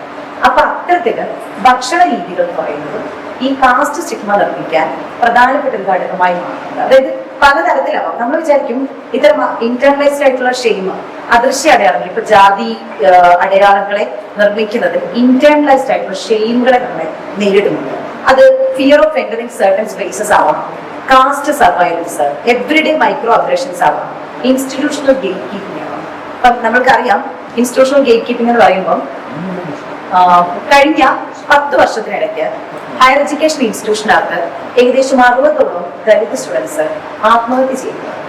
NIT പോലുള്ള IIT പോലുള്ള ഹയർ എഡ്യൂക്കേഷനകത്തുള്ള സെൻട്രൽ യൂണിവേഴ്സിറ്റികളടക്കം 10 വർഷത്തിനിടയ്ക്ക് 60ഓളം ദലിത് സ്റ്റുഡൻസ് ആത്മഹത്യ ചെയ്തിട്ടുണ്ട് പലതരത്തിൽ. ഇതൊരു ഇൻസ്റ്റിറ്റ്യൂഷണൽ ഗേറ്റ് കീപ്പിംഗ് ആണ്, അല്ലെങ്കിൽ ഇതൊരു ഇൻസ്റ്റിറ്റ്യൂഷണൽ ന്യൂ കാസ്റ്റിസം എന്നുള്ള രീതിക്ക് വേണമെങ്കിൽ നമുക്ക് പറയാം. ഇപ്പം ഗോപാൽ ഗുരു യേശുദാസ് മാഷൊക്കെ പറയുന്നത് പോലെ ഒരു നമ്മൾക്ക് ഇപ്പം പലതരത്തില് നിങ്ങൾ എത്ര പേര് ശ്രദ്ധിച്ചിട്ടുണ്ടെന്ന് എനിക്കറിയത്തില്ല, നിങ്ങളെല്ലാം ഹയർ എഡ്യൂക്കേഷനകത്ത് നിൽക്കുന്നതാണ്, പലതരത്തില് നിങ്ങൾ സ്കോളർഷിപ്പുകളെ അച്ചീവ് ചെയ്തിട്ടുള്ള സ്റ്റുഡൻസ് ആവാം. എത്ര പേർക്കറിയാം UGC 2022 മുതൽ പോസ്റ്റ് ഡോക്ടറൽ സ്കോളർഷിപ്പ് കൊടുക്കുന്നില്ല എന്നുള്ളത്? എത്ര പേർക്കറിയാം? 2022 ലാസ്റ്റ് പോർട്ട്ഫോളിയോ ചെയ്തത്. 2022 ശേഷം 25 വരെ യാതൊരു തരത്തിലും UGC പോസ്റ്റ് ഡോക്ടറൽ സ്കോളർഷിപ്പ് കൊടുക്കുന്നില്ല, സ്റ്റോപ്പ് ചെയ്തിരിക്കുകയാണ്. ഇനി നിങ്ങളുടെ PG സ്കോളർഷിപ്പ് അടക്കം MPhil അടക്കം ഉണ്ടായിരുന്ന സ്കോളർഷിപ്പുകൾ ഉണ്ടായിരുന്നു. ദെൻ PhD-യിലേക്ക് വരുമ്പോൾ സ്കോളർഷിപ്പുകളുടെ സ്ലോട്ട് എന്ന് പറയുന്നത് ഏകദേശം ഓൾ ഇന്ത്യ 900 ആണ്. ആ സ്ലോട്ട് ഇപ്പം നിലനിൽക്കുന്നത് 300-നും 400-നും അടുക്കലാണ്. അതായത് ഓൾ ഇന്ത്യ നിലനിൽക്കുന്നത് 300-ലും താഴെ വരുന്ന സ്ലോട്ടുകളുണ്ട്. അത്രയും സ്റ്റുഡൻസ് അവിടെ അപ്ലൈ ചെയ്താൽ മറ്റുള്ളതാണ്. അതിൽ തന്നെ ദളിത് സ്റ്റഡികൾ, ട്രൈബൽ സ്റ്റഡികൾ പോലുള്ള സ്റ്റഡികൾ വരുന്ന സ്റ്റഡികൾ പുറന്തള്ളപ്പെടുന്ന ഒരു സിസ്റ്റം കൂടി ഇതിനകത്ത് ഉണ്ടാവുന്നു.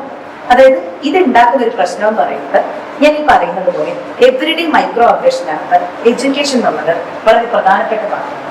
ദളിത് ആദിവാസി കമ്മ്യൂണിറ്റിയെ സംബന്ധിച്ച് അവർക്ക് ലഭിക്കുന്ന ഏക ഒരു സോഷ്യൽ ക്യാപിറ്റൽ എന്ന് പറയുന്നത് അവർ നിർമ്മിച്ചെടുക്കുന്ന എഡ്യൂക്കേഷൻ അവർക്ക് നിന്നുള്ള ഒരു ക്യാപിറ്റൽ അല്ലെങ്കിൽ ഒരു റിസോഴ്സ് നടത്തുന്നതുകൊണ്ടാണ് ദളിത് ആദിവാസി സമൂഹം ഇവിടുത്തെ ഒരു പൊതു സൊസൈറ്റിക്ക് നിന്നുകൊണ്ട് ഒരു നോളജ് സ്പേസ് നിർമ്മിക്കുന്നത്. അത് പലതരത്തിലാവും. ഞാൻ ഈ പറയുന്ന ഇത്തരത്തിലുള്ള ഇന്റേണലൈസ്ഡ് ആയിട്ടുള്ള ഷെയിമും സ്റ്റിഗ്മയും പലതരത്തിലുള്ള അഗ്രഷനും എല്ലാം കടന്നുകൊണ്ടാണ് ഇത്തരത്തിലുള്ള ഒരു എഡ്യൂക്കേഷൻ പ്ലാറ്റ്ഫോമിനകത്ത് ഇത് നിർമ്മിക്കുന്നത്.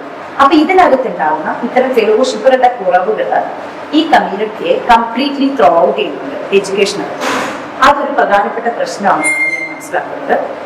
ഇത്തരത്തിൽ ശരീരത്തെ നിയന്ത്രിക്കുന്ന, അതായത് സർവൈവൽ സ്ട്രാറ്റജീസ് എന്നുള്ള രീതിക്ക് നമ്മൾ ഒരു റെസിസ്റ്റൻസ് നിർമ്മിക്കുന്നതെന്ന് പറയുന്നത് നോളജ് പ്രൊഡ്യൂസ് ചെയ്യുന്നതുകൊണ്ടാണ്. ഒബ്വിയസ്ലി ആ നോളജ് പ്രൊഡ്യൂസ് ചെയ്യുന്നത് പലതരത്തിലാണ്. അത് ചിലപ്പം എഡ്യൂക്കേഷനകത്തൂടെ ആവാം, പലതരത്തിൽ കലകൾ നിർമ്മിക്കുന്ന ആൾക്കാരുണ്ട്. ഇപ്പം പാട്ടുകൾ നിർമ്മിക്കുന്ന ആൾക്കാർ, ഫോക്ലോറുമായി ബന്ധപ്പെട്ടുകൊണ്ട് പ്രവർത്തിക്കുന്നവര്, ഇവരൊക്കെ തന്നെ കലകൾ നിർമ്മിക്കുന്ന ആൾക്കാരാണ്. ഞാൻ ഇന്നലെ ഒരു പ്രീ പ്രസന്റേഷനകത്ത് പങ്കെടുത്തതിനകത്ത് കടലോരവുമായി ബന്ധപ്പെട്ടിട്ടുള്ള ഒരു പഠനമാണ്. അപ്പൊ ആ സ്കോളർ പറഞ്ഞൊരു പ്രധാനപ്പെട്ട കാര്യം എന്ന് പറയുന്നത് കടലോരത്തുള്ള എല്ലാ വിധത്തിലുള്ള മനുഷ്യരും മത്സ്യവിഭാഗം കമ്മ്യൂണിറ്റി അല്ലായിരുന്നു. മത്സ്യവിഭാഗ കമ്മ്യൂണിറ്റിയാണ്. അവരെ ഈ തൊഴിലിനെ മാത്രം ചെയ്തുകൊണ്ട് ജീവിക്കുന്ന ഒരു വിഭാഗം കൂടി ഉണ്ട് എന്നാണ് പറയുന്നത്. അതായത് മത്സ്യവിഭാഗ കമ്മ്യൂണിറ്റി എന്ന് പറയുന്നത് വളരെ മാർജിനലൈസ്ഡ് ആയിട്ടുള്ള കമ്മ്യൂണിറ്റിയാണ്. അതുപോലെ തന്നെയാണ് ദരിദ്രർ എന്ന് പറയുന്നത്.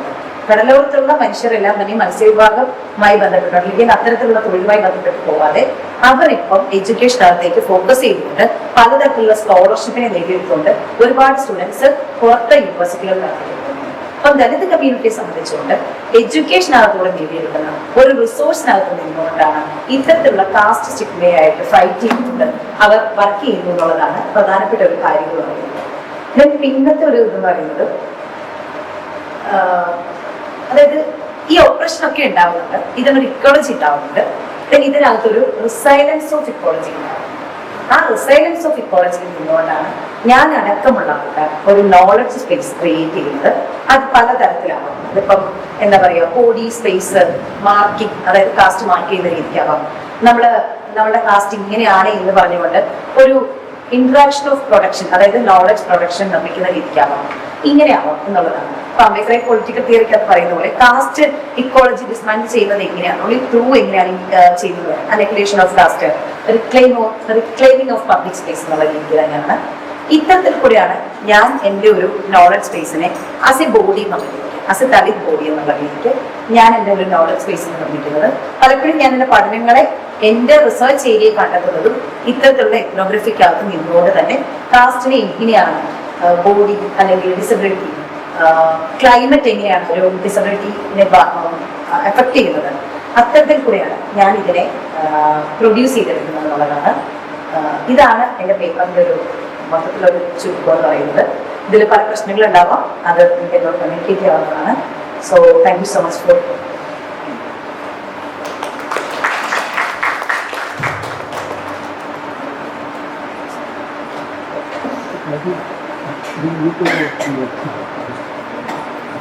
Thank you, Maya.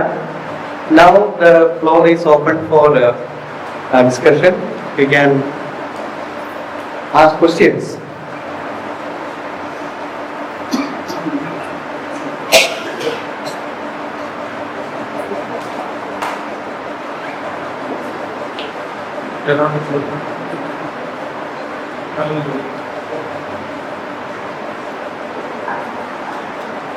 അവിടെ നിന്ന് അങ്ങേറ്റത്തും തുടങ്ങി കോഴിക്കോട്.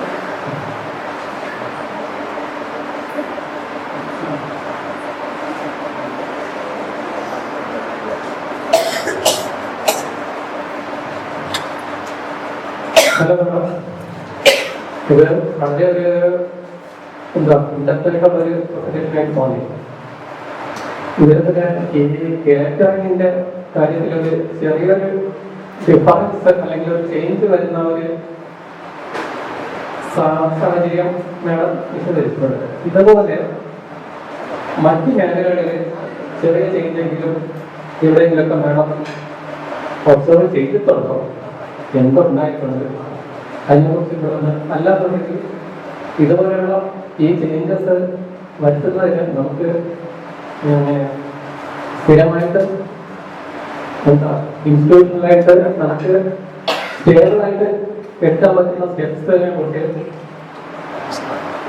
മാഡം ചിന്തിച്ചിട്ടുണ്ടോ? അല്ലാതുണ്ടെങ്കിൽ എവിടെയെങ്കിലും ഒബ്സർവേഷൻസ് ഉണ്ടോ എന്നുള്ളൊരു കാര്യം കൂടെ ഉണ്ടെങ്കിൽ ഇവിടെ സാറ്റിസ്ഫൈഡ് ആവുക. അതിപ്പം നമ്മൾ പോളിസികൾ എടുത്തു കഴിഞ്ഞാൽ ഞാനൊരു 2009 to ലാസ്റ്റ് 23 ഇറങ്ങിയിട്ടുള്ള ഗവൺമെന്റ് പോളിസികൾ, ദളിത് ആദിവാസികൾക്കായിട്ടുള്ള ഇറങ്ങിയിട്ടുള്ള പോളിസികളെ ഞാൻ ഡാറ്റ അനലൈസ് ചെയ്തിരുന്ന ഒരാളാണ്. അപ്പം എനിക്ക് തോന്നിയൊരു കാര്യം എന്ന് പറയുന്നത്, ഗവൺമെന്റ് ധാരാളം പോളിസികൾ ഉണ്ടാക്കുന്നുണ്ട്. അതായത് ധാരാളം പോളിസികളുണ്ട്. ഏതൊക്കെ തരത്തിൽ പോളിസികൾ വേണം, എത്തരത്തിലാണ് ഇത് ഒരു കോളനിക്കകത്തേക്ക് എംപവർ ചെയ്യേണ്ടതെന്നുള്ളതിന് കൃത്യമായ ധാരണ ഗവൺമെന്റ് കൊടുക്കുന്നുണ്ട്. പക്ഷേ ഗവൺമെന്റിന്റെ അവിടുന്ന്, അതായത് നമ്മളുടെ ഒരു ഇൻസ്റ്റിറ്റ്യൂഷണൽ സ്റ്റേറ്റ് പോളിസിക്കകത്ത് നിന്ന് ഇത് ഡൈവേർട്ട് ചെയ്ത് അടുത്തൊരു സെക്ഷനകത്തേക്ക് വരുമ്പോൾ ഈ പോളിസികളെല്ലാം തന്നെ ഒരു സഡൻ ഡീപ്പായിട്ടുള്ള ഒരു സ്ലീപ്പിംഗ് പ്രോസസ്സിനകത്തേക്ക് മാറുന്നു. അത് കൃത്യമായി എവിടെയും എത്തുന്നില്ല എന്നുള്ളതാണ്. ഇപ്പം എന്റെ തീസിസിനകത്ത് എന്റെ കോർ എന്ന് പറയുന്നത്, ഞാൻ ഈ പോളിസികളെ അനലൈസ് ചെയ്തൊരു പാർട്ടാണ്. അനലൈസ് ചെയ്തൊരു പാർട്ടില് ഞാൻ ഇത്രയും, എനിക്ക് തോന്നുന്നു 3.5 years കറക്റ്റ് ഫീൽഡ് വർക്ക് ചെയ്തൊരു പ്രോസസ്സാണ്.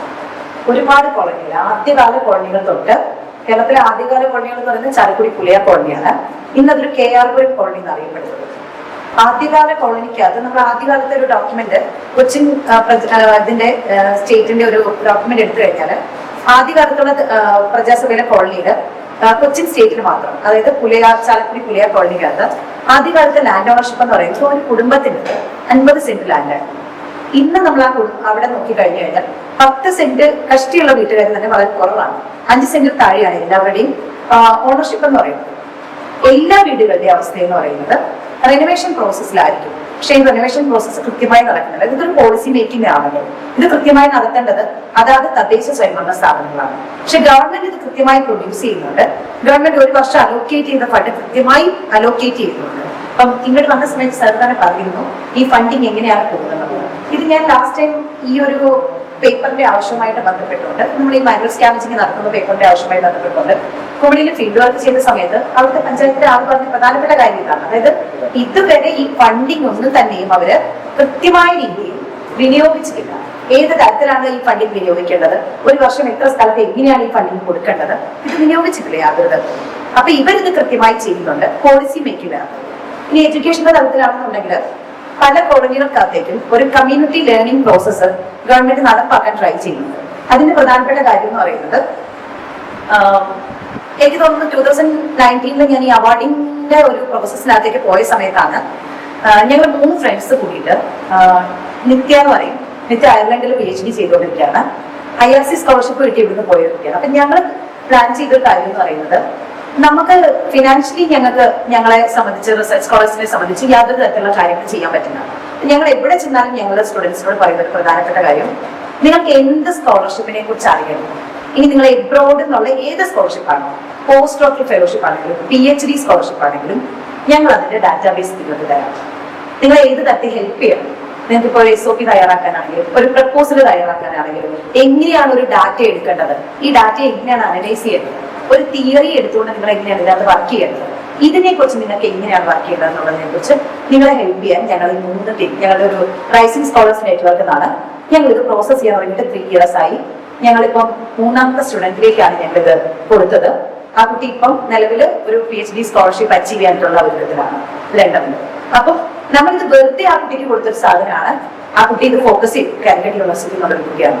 അപ്പം ഇത്തരത്തിൽ ഗവൺമെന്റ് തന്നെ എബ്രോഡ് സ്കോളർഷിപ്പ് ആണെങ്കിലും ഗവൺമെന്റ് ഇവിടെ കൊടുക്കുന്ന സപ്പോർട്ട് ആണെങ്കിലും കൃത്യമായി വിനിയോഗിക്കാൻ തയ്യാറാവുന്നു. അതൊരു പോസിറ്റീവ് ആയിട്ടുള്ള ഒരു റെസ്പോൺസ് ആണ്. അതായത് വൺ സൈഡ് വേറൊരു പ്രശ്നം നടക്കുന്നുണ്ടെങ്കിലും എഡ്യൂക്കേഷണൽ ബേസ് ഇത്തരത്തിലൊരു റെസ്പോൺസിന് അവർ തയ്യാറാവുന്നു. അതിന് പ്രധാനപ്പെട്ട കാര്യം 5 വർഷം മുന്നേ ഉണ്ടായ ഒരു ഗവൺമെന്റും റൈറ്റ്സ് എന്ന് പറഞ്ഞ ഓർഗനൈസേഷനും ബഡ്ജറ്റ് പ്ലാനിംഗിൽ ഉണ്ടായ ഒരു ഡിസ്കഷന്റെ പുറത്തായിരുന്നു പിന്നീട് ഇത് ഉണ്ടായത്. അപ്പൊ അന്ന് ഞങ്ങൾ വെച്ചൊരു കാര്യമാണിത് കമ്മ്യൂണിറ്റി ലേണിംഗ് പ്രോഗ്രാം എന്ന് പറയുന്നത്. കമ്മ്യൂണിറ്റി ലേണിംഗ് പ്രോഗ്രാം കൊണ്ട് നമ്മൾ ഉദ്ദേശിക്കുന്നത് എല്ലാ ദളിത് കോളനികളിലും ഓരോ അംഗൻവാടികൾ വർക്ക് ചെയ്യുന്നുണ്ട്. അപ്പം ഇത്തരത്തിൽ വർക്ക് ചെയ്യുന്ന അംഗൻവാടികളിൽ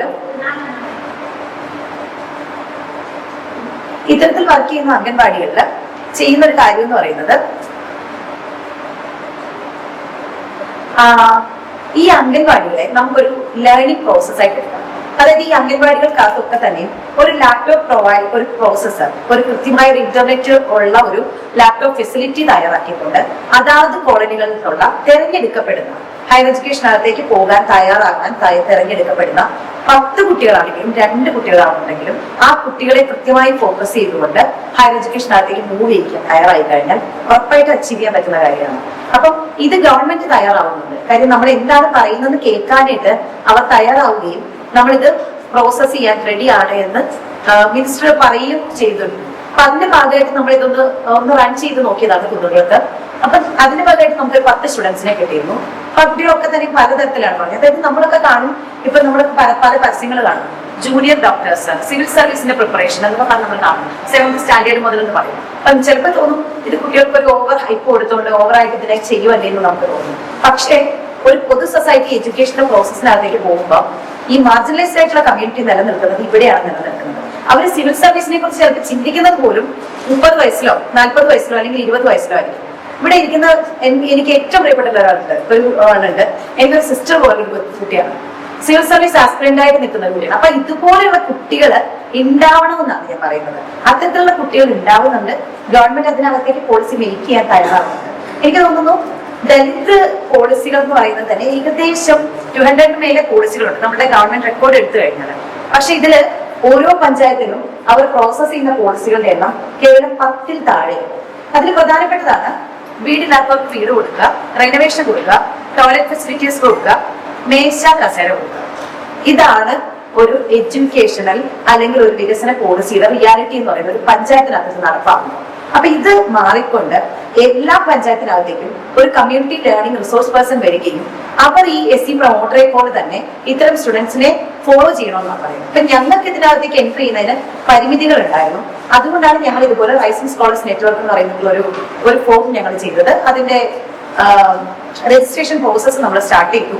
അപ്പൊ അതുമായി ബന്ധപ്പെട്ടുകൊണ്ട് ഞങ്ങൾ ഒരു എൻഡേഞ്ചേർഡ് ആർക്കൈവ്സ് എന്ന് പറഞ്ഞിട്ടുള്ള ഒരു പ്രോസസ്സ് ചെയ്യുന്നുണ്ട്. അത് ചെയ്യുന്നത് കൊളംബിയയിൽ മുൻപുണ്ടായിരുന്ന ഒരാളാണ്. അവരിപ്പോ നോളജ് ബേസ് എന്ന് പറയുന്ന ഒരു ഇതിലാണ് വർക്ക് ചെയ്യുന്നത്. ഞങ്ങളുടെ മെന്റർ എന്ന് പറയുന്ന ആൾക്കാരാണ്. ഞങ്ങൾ ഇതിനെ ഫോളോ ചെയ്യുന്നതെന്ന് വെച്ചാൽ ഞങ്ങൾ ക്രിയേറ്റ് ചെയ്യുന്ന ഈ എൻഡേഞ്ചേർഡ് ആർക്കൈവ്സ് ഇത്ര ആർക്കൈവ്സിന് മേലേക്ക് ആയി കഴിഞ്ഞാൽ ഞങ്ങൾക്കിത് എബ്രോഡുള്ള യൂണിവേഴ്സിറ്റികളുമായിട്ട് കണക്ട് ചെയ്യാൻ പറ്റും. അത് ഇതിന് ബില്ലിംഗാണ്. സോ ഇത് എങ്ങനെയാണ് നമ്മുടെ സ്റ്റുഡൻസിന് അവൈലബിൾ ആക്കി കൊടുക്കുക എന്നുള്ളതാണ് ഞങ്ങൾ വിചാരിച്ചത്. ഞങ്ങൾ ഇവരോട് പറഞ്ഞെന്ന് വെച്ചാൽ ഇത്തരം സ്കോളർഷിപ്പുകളുടെ ഡീറ്റെയിൽസ് കിട്ടാൻ വളരെ കുറവാണ്. ഞങ്ങൾ ആദ്യം ചെയ്തത് ഇത്തരത്തിലൊരു ഡാറ്റാബേസ് ഉണ്ടാക്കുകയാണ് ചെയ്തത്.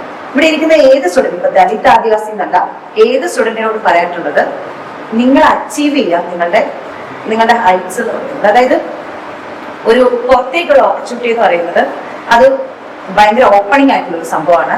ഹ്യൂജ് എമൗണ്ട് ഓഫ് ഫെലോഷിപ്പ് മാത്രമല്ല, അതിന്മേൽ ഉണ്ടാവുന്ന നിങ്ങൾക്ക് കിട്ടുന്ന വേറൊരു സംഭവം. അതായത് ഒരു അക്കാഡമിയിലേക്ക് എൻട്രി ചെയ്യുമ്പോൾ അത് ഞാൻ 19 തൊട്ട് അനുഭവിച്ചറിയുന്ന ഒരു കാര്യമാണ്. സോ അതിനകത്തേക്ക് നിങ്ങൾക്ക് എൻട്രി ചെയ്യാൻ ഏതെങ്കിലും തരത്തിൽ നിങ്ങൾക്കൊരു ഹെൽപ്പ് വേണമെന്നുണ്ടെങ്കിൽ നമ്മളത് ഹെൽപ്പ് ചെയ്യാൻ നമ്മൾ തയ്യാറാണ്. നമുക്കൊരു ടീം അതിനകത്തേക്ക് പല യൂണിവേഴ്സിറ്റിയുള്ള റിസർച്ച് സ്കോളേഴ്സ് നമ്മളുമായിട്ട് വർക്ക് ചെയ്യാൻ തയ്യാറാവുന്നവരുണ്ട്. സോ ഇത്തരത്തിലൊരു ഡാറ്റാബേസ് പോലും നമ്മൾ ഷെയർ ചെയ്യാൻ തയ്യാറായിട്ട് നിൽക്കുന്നതാണ്. അപ്പൊ ഇത്തരത്തിലാണ് നമ്മൾ ഗവൺമെന്റ് ആണെങ്കിലും നമ്മളാണെങ്കിലും ഇതിനെ വർക്ക് ചെയ്തെടുക്കുന്നതെന്നുള്ളതാണ് ഇത്തരം കാര്യത്തിൽ.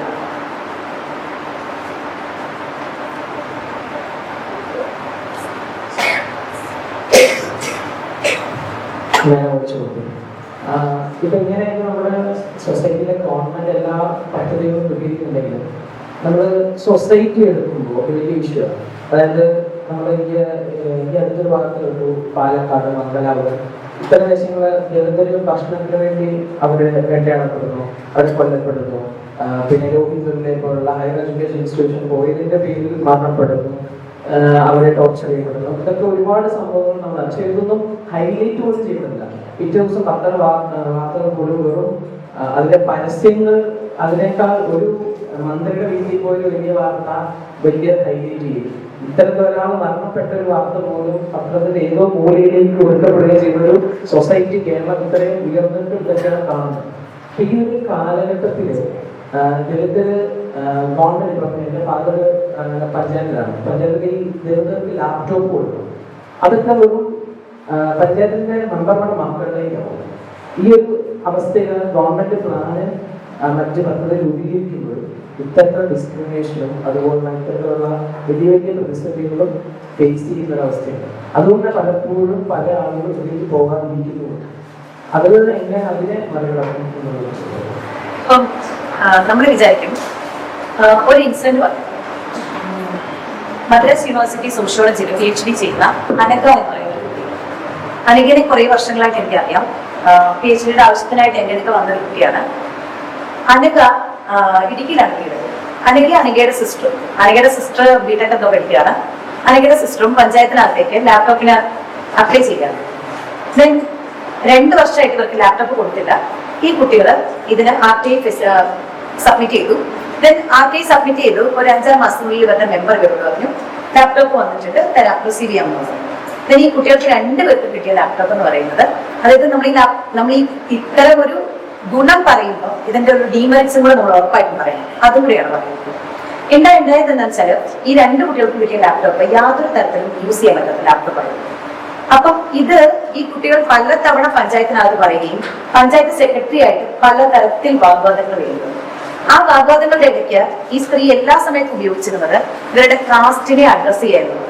അതായത് ഇവരുടെ കാസ്റ്റ് ആസ് എ ബോഡി എന്നുള്ള രീതിക്ക് ഇപ്പൊ പറഞ്ഞു നിർത്തിയ ഇവരുടെ റെസിസ്റ്റൻസ്, ഇവരുടെ ക്വസ്റ്റ്യനിങ് എല്ലാത്തിനെയും അഡ്രസ് ചെയ്തുകൊണ്ട് ഇവരെ സപ്രസ് ചെയ്യാനായിട്ടാണ് രീതി നോക്കിയത്. പഞ്ചായത്ത് സെക്രട്ടറിയാണ്. പിന്നെ ഈ കുട്ടികൾ എന്ത് ചെയ്തു? ദിശ എന്ന് പറയുന്ന ഓർഗനൈസേഷനുമായിട്ട് കണക്ട് ചെയ്തുകൊണ്ട് ഹൈക്കോടതിക്കകത്ത് നിന്നും 15 ദിവസത്തിനുള്ളിൽ വിധി വന്നു. ഈ കൊടുത്ത ലാപ്ടോപ്പിന്റെ ചെക്ക് ചെയ്തു കോടതി. ടെക്നീഷ്യൻസുമായിട്ട് ചെക്ക് ചെയ്തു. ഈ കുട്ടികൾക്ക് നോവയുടെ ലാപ്ടോപ്പ്, നോർമൽ ലാപ്ടോപ്പ് അല്ല, ഒരു അക്കാഡമിയിൽ ആ കുട്ടിക്ക് എങ്ങനെ ഉപയോഗിക്കാൻ പറ്റണമോ, അല്ലെങ്കിൽ ഒരു ബിടെക് പഠിക്കുന്ന കുട്ടിക്ക് എങ്ങനെ ഉപയോഗിക്കാൻ പറ്റണമോ അത്തരത്തിലൊരു ലാപ്ടോപ്പ് പ്രൊവൈഡ് ചെയ്യാൻ കോടതി ഉത്തരവ് വന്നു. അതിന് പ്രകാരം സർക്കാർ അത് എടുക്കുകയും അവർക്ക് അത് പ്രൊവൈഡ് ചെയ്യുകയും ചെയ്തു. അതായത് ഞാൻ പറയുന്നത് പലതരത്തിലുള്ള സ്റ്റിഗ്മകളും പലതരത്തിലുള്ള കാസ്റ്റ് അട്രോസിറ്റീസും നടക്കുമ്പോൾ ഇതിനെതിരെ ദളിതരെ സംബന്ധിച്ച് ഫൈറ്റ് ചെയ്യാനായിട്ട് പണ്ടത്തെ പോലെ നമുക്ക് സമരം ചെയ്തുകൊണ്ട് ഒന്നിനാവശ്യത്തിന് പോകാൻ പറ്റില്ല. സമരം ചെയ്യുന്നവരെ കൂടെ തന്നെ മാർക്ക് ചെയ്തൊക്കെ രീതിക്കുള്ള ഒരു സിസ്റ്റമാണ് തന്നെ നൽകുന്നത്. സോ നിയമപരമായി ഏത് തരത്തിൽ എവിഡൻസ് ക്ലിയർ ചെയ്തുകൊണ്ട് ഇതിനെ നമ്മുടെ റൈറ്റ്സിനെ പിടിച്ചു വാങ്ങുന്നതല്ലാതെ യാതൊരു വിധത്തിലുള്ള ഓപ്ഷനില്ല. അത് മാത്രം നമുക്ക് പറ്റുള്ളൂ. അപ്പം അത്തരത്തിൽ അനഘ അത് ഫൈറ്റ് ചെയ്ത് വാങ്ങി. എനിക്ക് തോന്നുന്നു അനഘയുടെ കേസ് കഴിഞ്ഞപ്പോഴാണ് അങ്ങനെ പഞ്ചായത്തിന് കൊടുത്തിരുന്ന എല്ലാ ലാപ്ടോപ്പുകളെയും ഗവൺമെന്റ് തിരിച്ചു വിളിച്ചു. അതായത് നമ്മുടെ കെൽട്രോൺ വഴി എടുത്ത കരാറുമായിട്ട് ബന്ധപ്പെട്ടുള്ള ഒരു ലാപ്ടോപ്പ് ആയിരുന്നു. അതെല്ലാം ഗവൺമെന്റ് തിരിച്ചു വിളിച്ചുകൊണ്ട് ഈ അടുത്ത് ഇവർക്ക് കൊടുക്കാൻ തുടങ്ങിയ ലാപ്ടോപ്പ് ലെനോവയുടെ ലാപ്ടോപ്പാണ്. എപ്പം വരുന്ന കുട്ടികളെല്ലാം തന്നെ റിസീവ് ചെയ്യുന്നത് ലെനോവോ പോലെയുള്ള ഏസർ പോലെയുള്ള ലാപ്ടോപ്പുകളാണ്. അപ്പം 10 വർഷത്തിന് മേലെയായിട്ട് കുട്ടികൾക്ക് കൊടുത്തിരുന്ന ലാപ്ടോപ്പാണ്. പല കുട്ടികളും ഇത്തരത്തിലുള്ള ലാപ്ടോപ്പ് റിസീവ് ചെയ്തിട്ട് കംപ്ലൈന്റ് ആയിട്ട് ഒന്നും ചെയ്യാതെ ഇരുന്നെടുത്തുനിന്നാണ് ആ കുട്ടിയെ പോലെ ഒരാൾക്ക് ചെയ്തുകൊണ്ട് അതിന് ആ സിസ്റ്റത്തിന്റെ ഒരു സാധനത്തിനെ മൊത്തത്തിൽ ചേഞ്ച് ചെയ്യും. അപ്പൊ ഇതും നമുക്ക് പറ്റും എന്നുള്ളതാണ്. പിന്നെ ഇപ്പൊ പറഞ്ഞതുപോലെ നമ്മളിപ്പോ ഈ എഡ്യൂക്കേഷന്റെ കാര്യം ഇവിടെ പറയുമ്പോഴും ലാൻഡ് ഓണർഷിപ്പിന്റെ കാര്യം ഇപ്പോഴും നമ്മൾ നിൽക്കുന്നത് എങ്ങും ഇല്ലാത്തൊരു സ്ഥലത്താണ് നിൽക്കുന്നത്.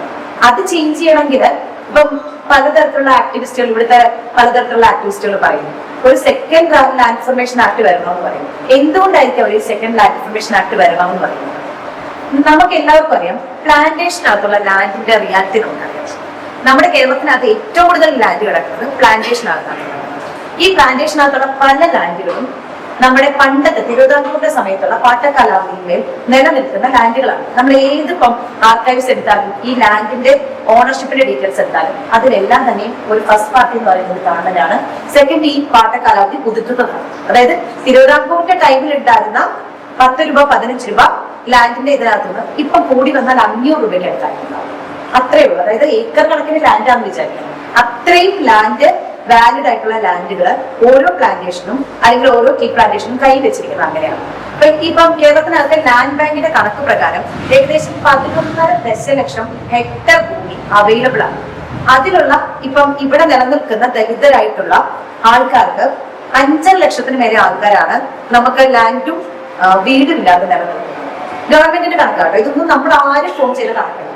അപ്പൊ ആ കണക്ക് പ്രകാരം അതായത് സബ്സ്റ്റാൻഷിയേറ്റ് ആയിട്ടുള്ള കണക്കുകളാണ് ഇവർ ചോദിക്കുന്നത്. അതേ കണക്കാണ് ഞാൻ ഈ പറയുന്നത്. ആ കണക്ക് പ്രകാരം 5 ലക്ഷത്തിനടുത്ത ആൾക്കാരാണ് ഭൂമിയും വീടും ഇല്ലാതെ നിലനിൽക്കുന്നതെന്നാണ് പറയുന്നത്. പുറമ്പോക്കിൽ ജീവിക്കുന്നത് എന്ന് പറയുന്നത്. ഈ 11.5 ദശലക്ഷം ഹെക്ടർ ഭൂമിയൊന്നും വേണ്ട ഇവർക്ക് ഇത് വിതരണം ചെയ്യാനായിട്ട്, ഭൂമിയുടെ ലാൻഡ് ഓണർഷിപ്പിനകത്തേക്ക് പോകാനായിട്ട് പറയുന്നത്. അപ്പൊ അതും അവൈലബിൾ ആണ് നടക്കുന്നത്. ഇതും നടക്കാം. അപ്പൊ അത്തരത്തിൽ കൂടി ഇത്തരത്തിലുള്ള റിസോഴ്സിനെ കാണുന്നതാണ്.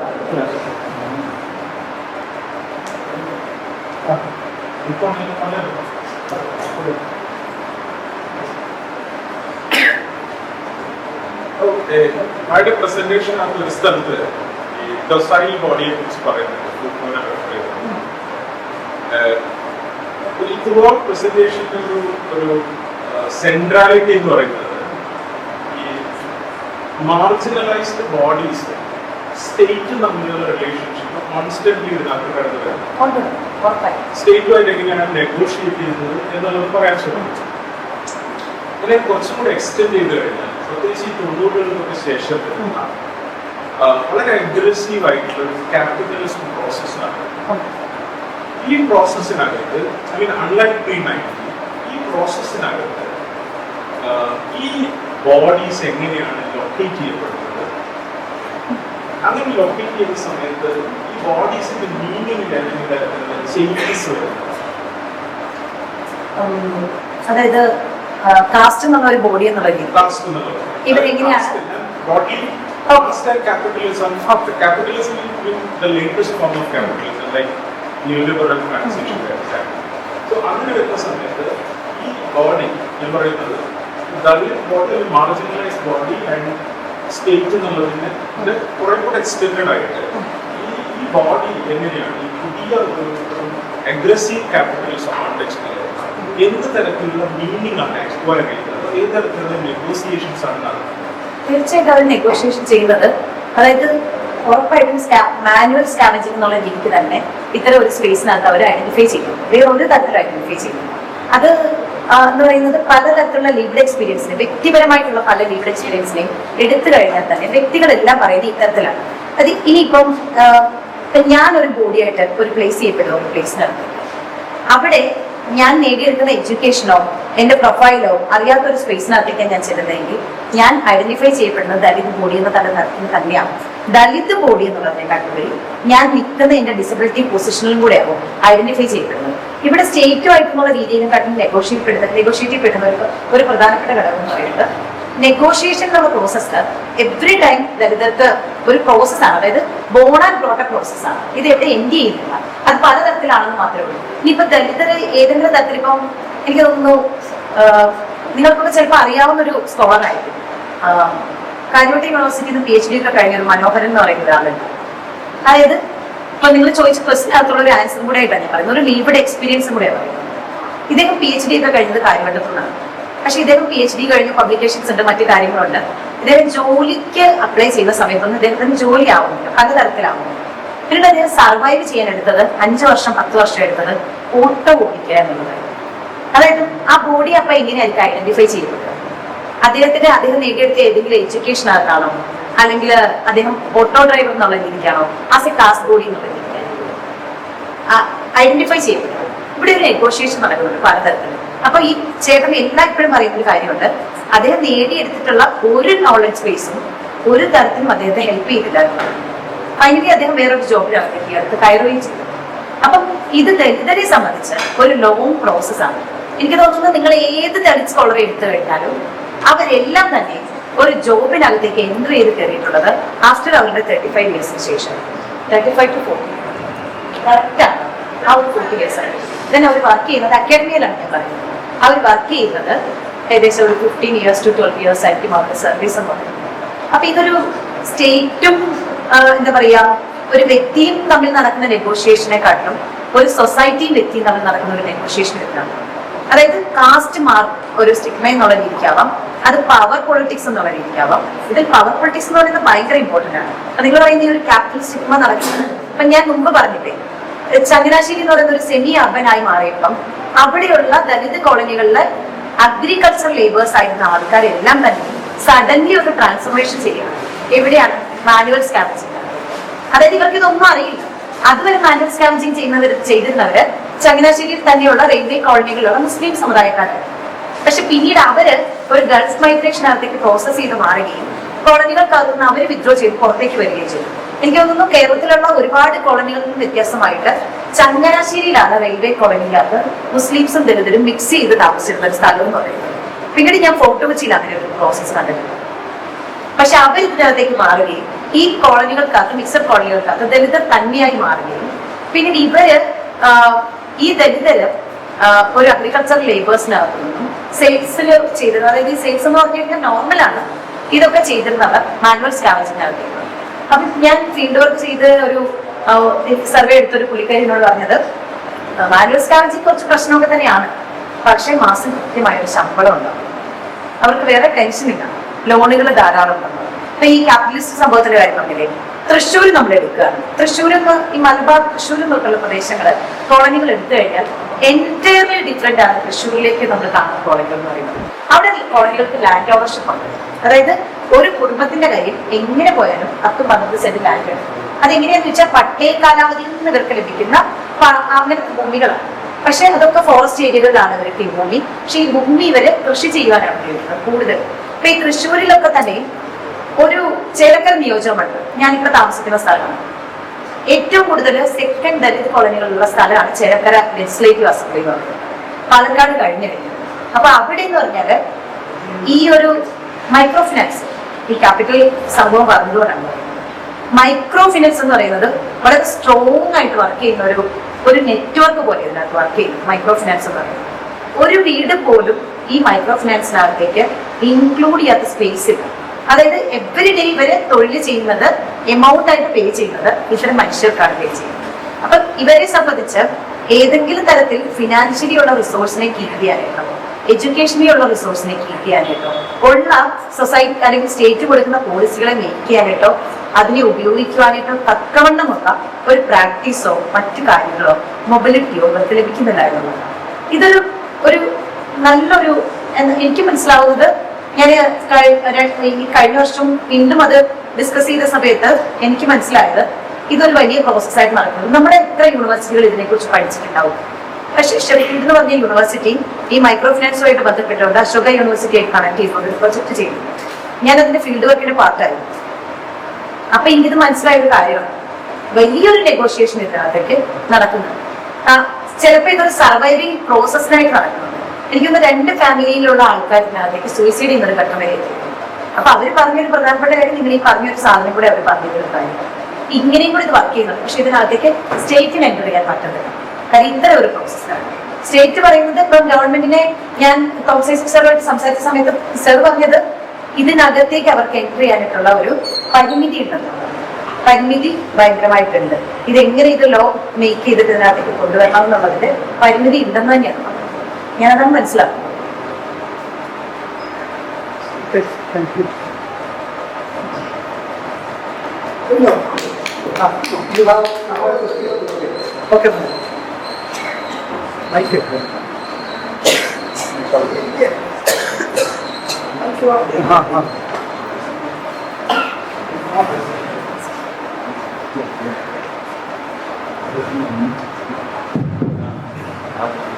I would like to appreciate you. It's a really very excellent kind of presentation.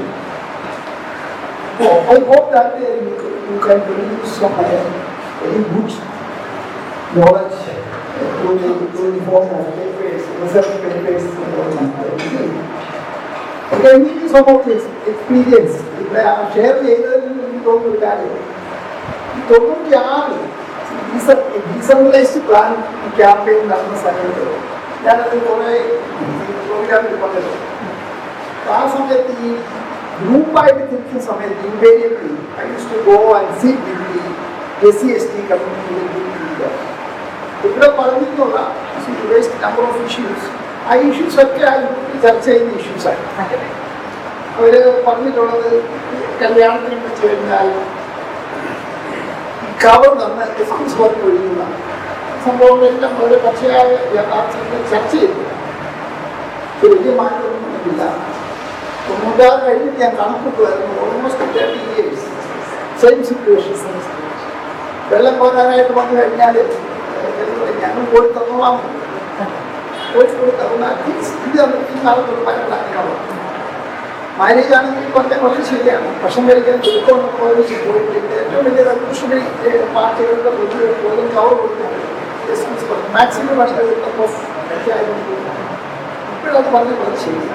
മലയാളത്തിൽ പറയുന്നത് ഭാര്യ സംഭാഷണം പറയുന്നില്ല, ഫുഡ് കൊണ്ടുള്ള കേരളത്തിലാണ് വളരെ പച്ചയായ യാഥാർത്ഥ്യമാണ്. എനിക്ക് ഈ കാര്യം പറയാനുള്ളത്, ഈ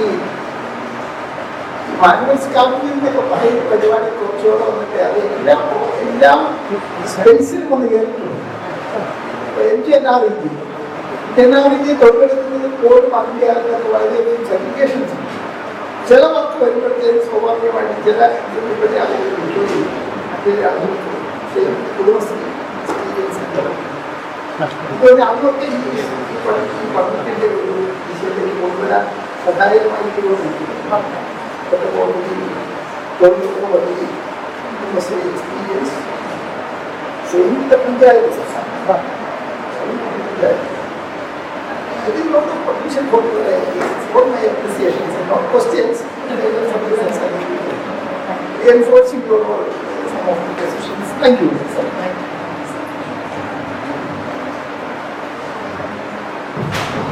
Thank you, Maya.